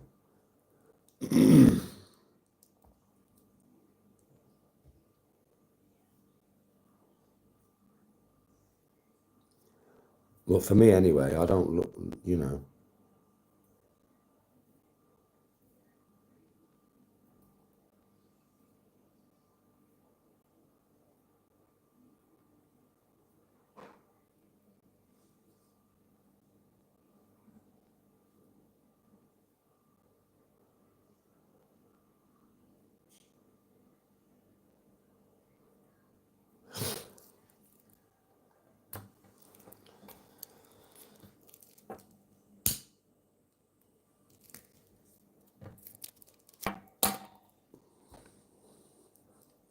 Don't steal, Jack. I'll just borrow without returning.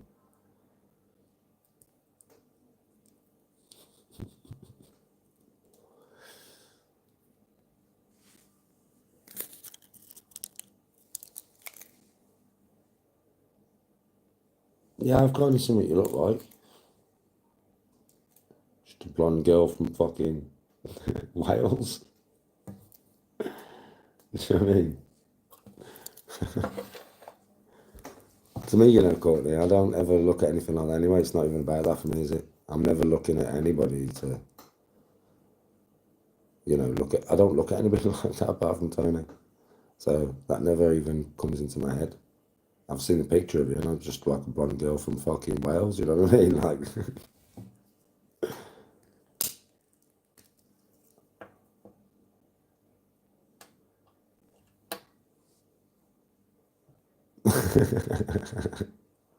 I'm just giving on obviously the picture that I saw, just a blonde girl from Wales, you know what I mean? She's just, that's what, with me, Lavender, it's just, like Tony said yesterday, like, I do have the ability to be friends with a female and just be friends with a female. Like, I do have that ability. I know a lot of blokes don't, but I do. Yeah. So I'm with Tony. Like, Tony has a lot of male friends. Like, a lot of them are my friends, but she also has some at work and stuff that are her male friends. I don't even know them. Do you know what I mean? Right? And I'm not fucking bothered, like, because males can have female friends and females can have male friends. You're not just restricted to the same sex when it comes to having friends.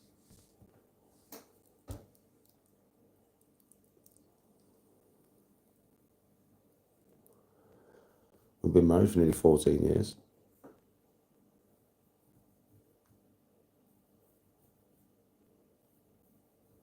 I won't discuss Tony's work on here, mate. No chance.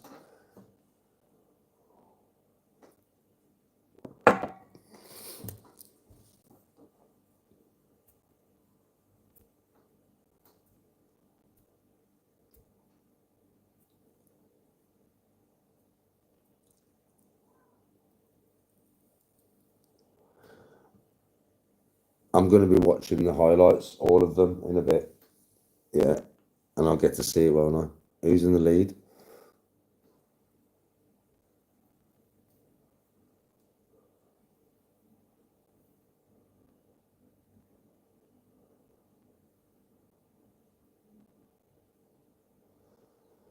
Oh, yeah, Courtney, everybody, listen, it's not just you. I've had like loads of people in the past. Yeah. Like I have, on TikTok, I have somebody named Kizzy Boo, right? Now, what they don't realise is, I'm not going to say a real name, but Kizzy is somebody from Smethwick that me and my wife know, and we've known her for 20 years, right? And she gets it all the time, yeah. Yeah, you're just trying to shake Danny. Little did they know that I know her partner and everything. Like, it's just we've known each other for years, you know what I'm saying? Lily's had it. You know, Lily was in here earlier. Yeah, Lily's had the same thing. It's just because, you know, some men who think that way themselves will tar every other geezer with the same brush. They'll think, well, there's no way that I could be friends with a bird unless I was going to be trying to get into a knickers. Well, just because you think like that doesn't mean that everybody else does. I mean, it's just that fucking simple. Like, it doesn't mean that everybody else thinks like that. So that's where this comes from. It's like, if I have any females that watch me and interact with me, you must be trying to shag me, right?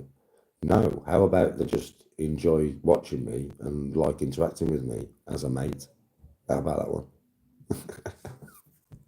How about that is just that is just what it is. Like, it is just interacting with somebody because you like them. Doesn't matter on what sex they are, like whether they're male or female. Just interacting with them because you fucking like them as a person. As a person. Do you get what I'm saying? And some people can't understand nowadays. If you like somebody as a person, it doesn't matter whether they're male or fucking female, does it? You like the person, not sexually, not wanting to shag them, nothing like that. You just like the person. It does show more about them than anybody else, Courtney. Yes, Tori.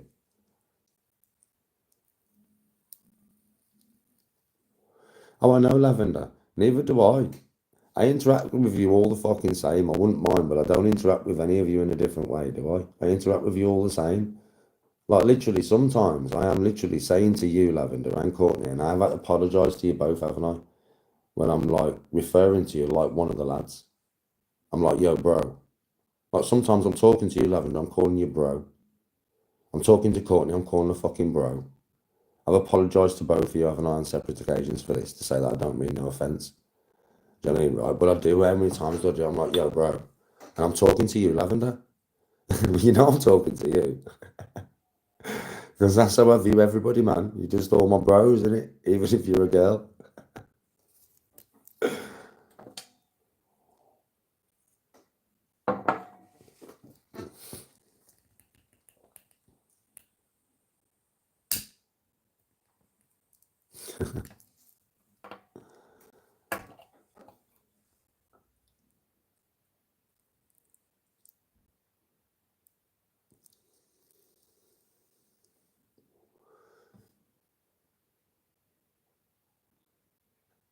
Oh, yeah, if I was in here, obviously, if Lavender came in and I was like, all right, sweetheart.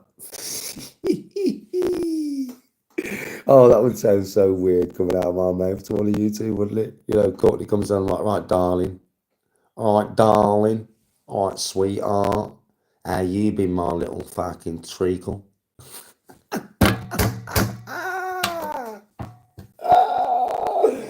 You'd all think I'd gone fucking stark raving mad. Even madder than I've ever been.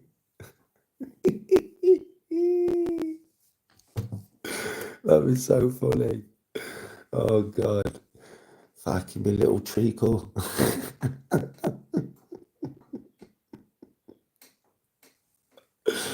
Fucking hell, man. I'm telling you.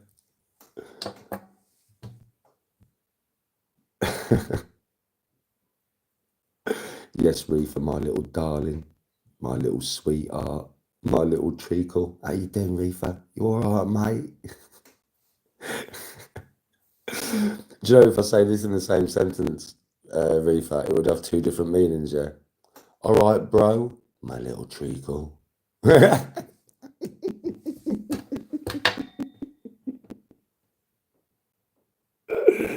Oh, God.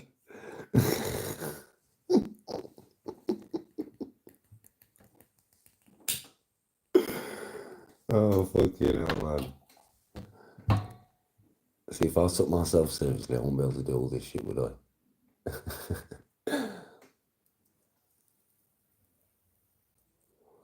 Yeah, you bunch of sexy bastards. How are you all today? I hope you're all sat there in your G-strings with your oil on.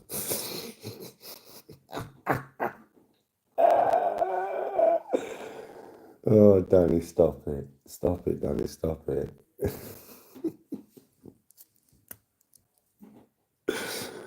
Fucking hell, man.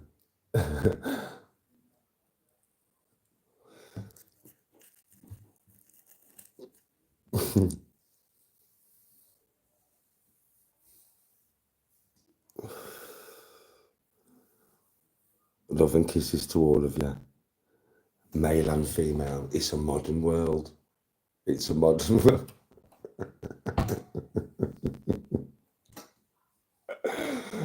I'm a fucking tree.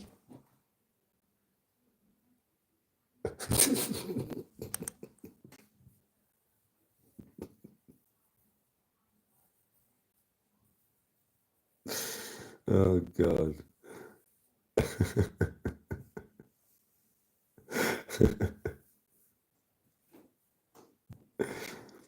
Hey, shooter, if I'm the tree, do you want to be my leaves?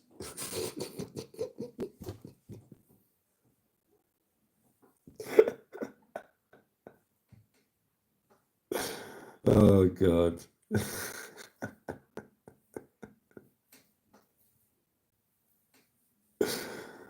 Oh, fucking hell, man.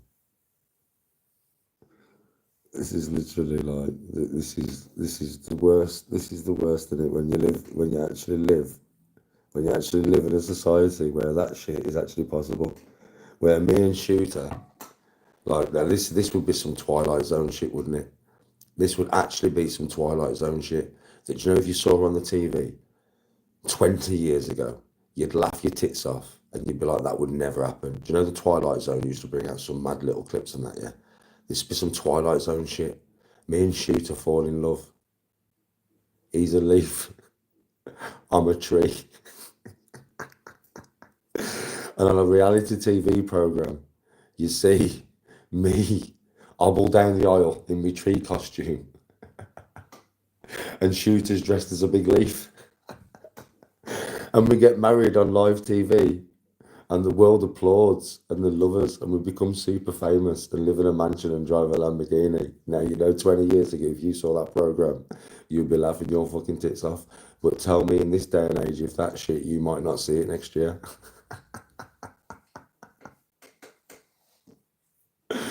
Me and you, Shooter, Bill and Ben, the flower pot men, flubba lubba lubba lub, weed, flubba lubba lubba lub, weed.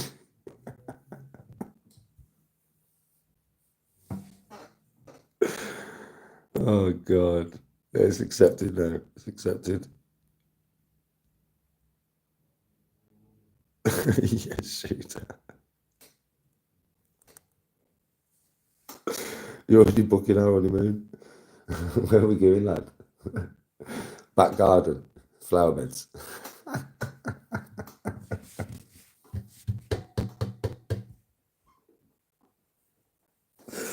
Oh God. You turn up at the airport with a bag of fertilizer, and I'll turn up at the airport with a jug of fucking water. Oh God, that's all we need for the honeymoon, mate. We'll be fucking set.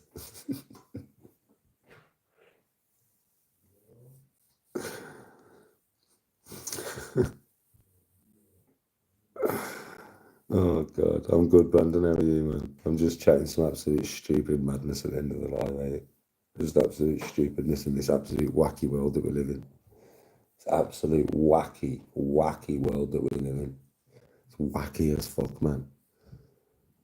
There's some people now who are legally dogs, some people who are legally ducks, some people who are legally trees, some people who are legally fish.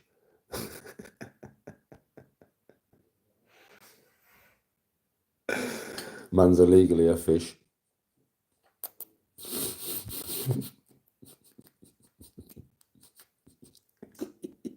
It takes trout pout to a whole new fucking level, that does, mate. I'll tell you that now. I am actually a trout.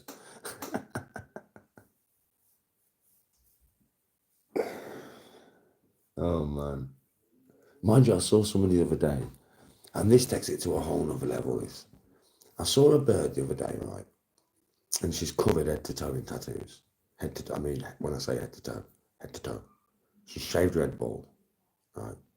She's got implants in her face to make her look reptilian. Her face is painted like a reptile, yeah?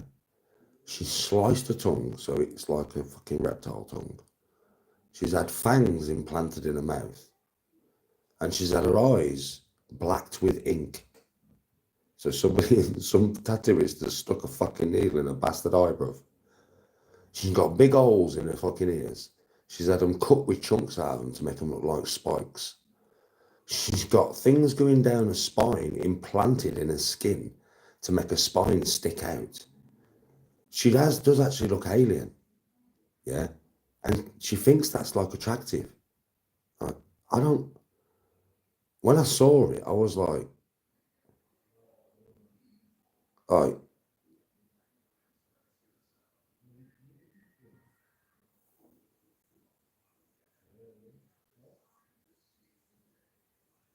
it's mad, Lavender. That's mad. Like, like things underneath the skin to like, it's just fucking mad, bro. I'm like, what are you doing to yourself?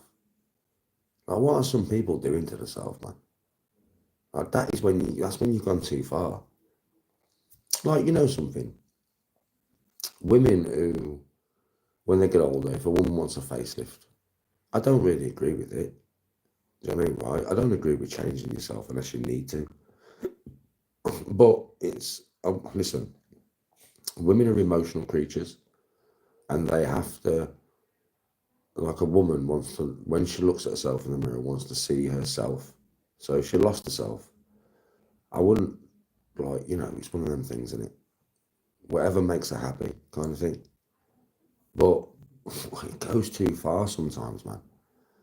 Because when you've got birds where their lips are like, they are massive, like they are huge, like ridiculously massive. It doesn't even fit the face no more. And they have the nose done, so it's super narrow.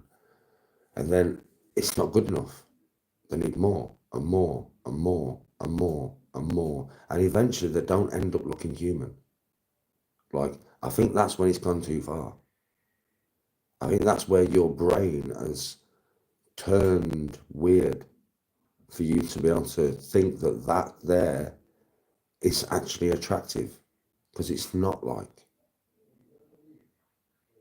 it's not.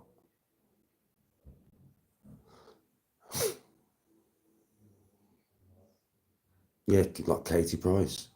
Look at Katie Price. Listen, when she was younger, she was really beautiful, right? And as the years have gone on, she thinks she's stayed beautiful, but she hasn't.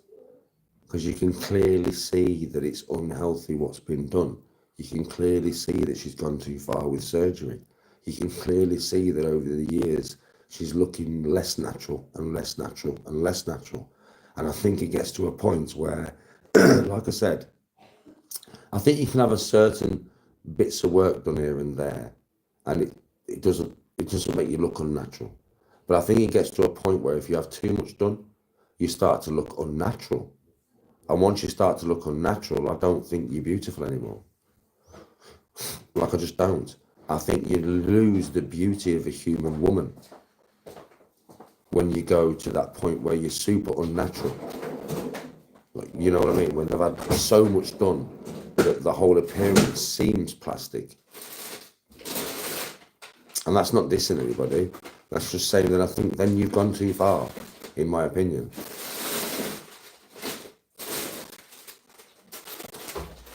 Mariam, toast. Nobody's. I've just responded to you. Nobody's seen your comments.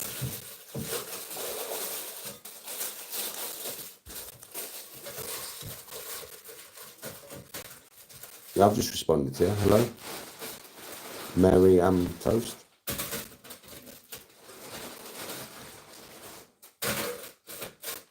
Fucking hell, shoot. Well, it's like men, though, isn't it? All right, Dev. It's like men with the synthol, isn't it? No, you're not blocked. I don't see your comments otherwise. It's like men with synthol, isn't it? When they inject the synthol into them, and then with the fucking shoulder. Like, I don't know what that is. So, do you know what I mean? It's. I want to be bigger, but I don't want to do the work to get it. So I'm just going to do this. It's like Brazilian butt lifts, right? Yeah, Brazilian butt lifts. That is because they don't want to do the work to get the ass. Now, all women's genetics are different. Some women can naturally get bigger asses than others, but all women can increase the size of their ass if they train hard and work it. Yeah, but some women just don't want to do that.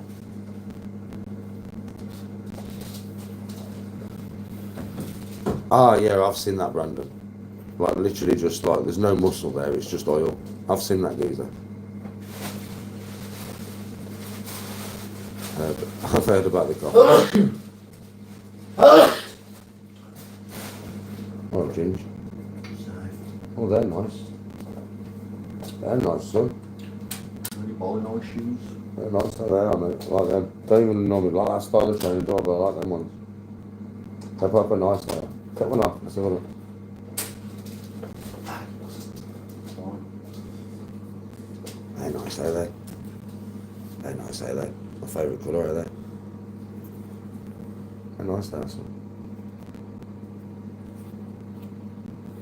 I don't like the bottom of them.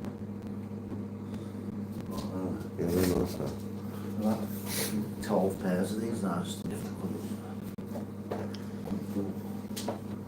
I'll have to get me a pair of them. I don't normally buy trainers, but I just like them trainers, like.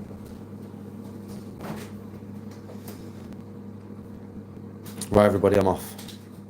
Now, I don't know when I'll be on again. You'll see me on the golf course probably, or after I play my competition on Saturday. But I'll see you all soon, yeah? From me to all of you, right? Stay. It was me who made the cups, but I took my TikTok shot because people said you wouldn't be happy. What? Bro, listen. If you made them, don't worry about it.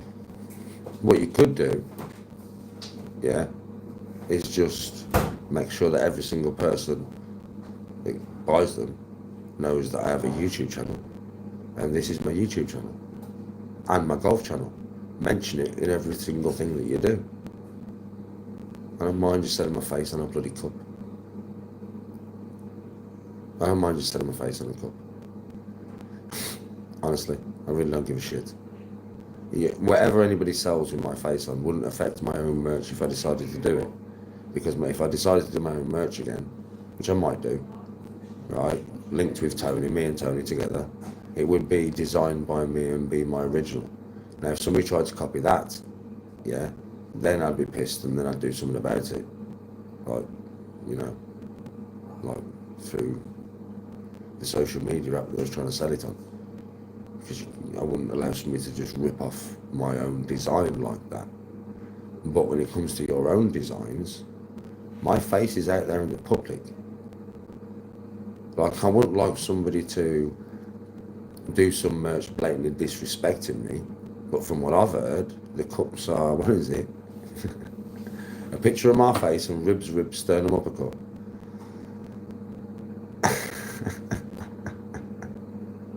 I do remember that, you know. I do remember that, man. Oh, man, I was wild back then. That is funny. Yeah. Right, so I ain't got a problem, bro. Do what you're doing.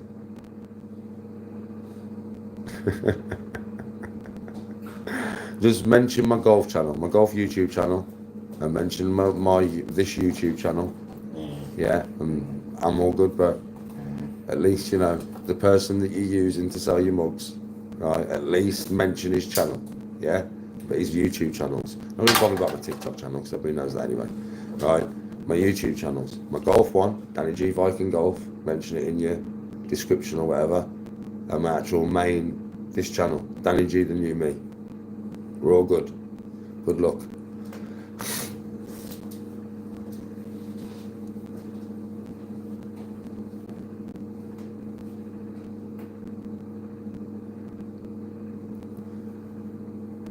And if you sell shitloads, come into my lives one day and give back. If you sell shitloads. If you become a millionaire, bro, if you become a millionaire, oi, Rudders, this time next year we'll be fucking millionaires, right? You become a millionaire off selling my fucking mugs, bro. You better buy me a brand new set of motherfucking golf clubs, I'll tell you that now. Bro, that's a verbal handshake deal, bro. I mean, I swear to God. Well, put it this way, you earn £100,000 off your mugs. I mean, right? I want my £5,000 set of golf clubs, bro. I'm just saying. You will come into my YouTube live, you'll say, Danny, I swear to God, I've done fucking 99,000. Right, so I'm raw good. What's your PayPal? I'm sticking £5,000 in your PayPal right now so you can get fit for your golf clubs. Deal? Is that a deal, bro? Is that a deal or what? Is that a deal? It's a fucking deal. There you go, it's a deal. Sweet. We've come to terms, bro.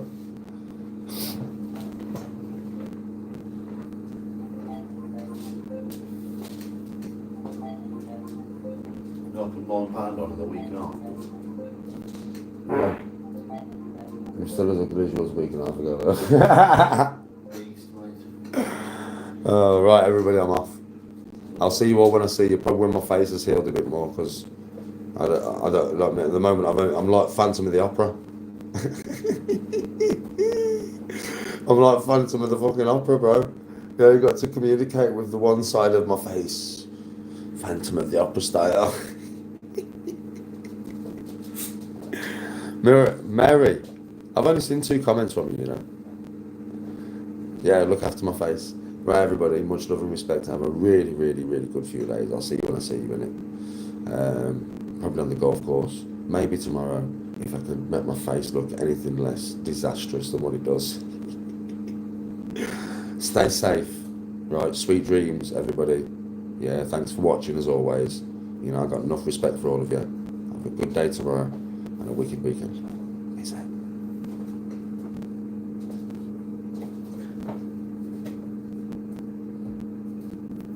Ooh, cold sugar, man.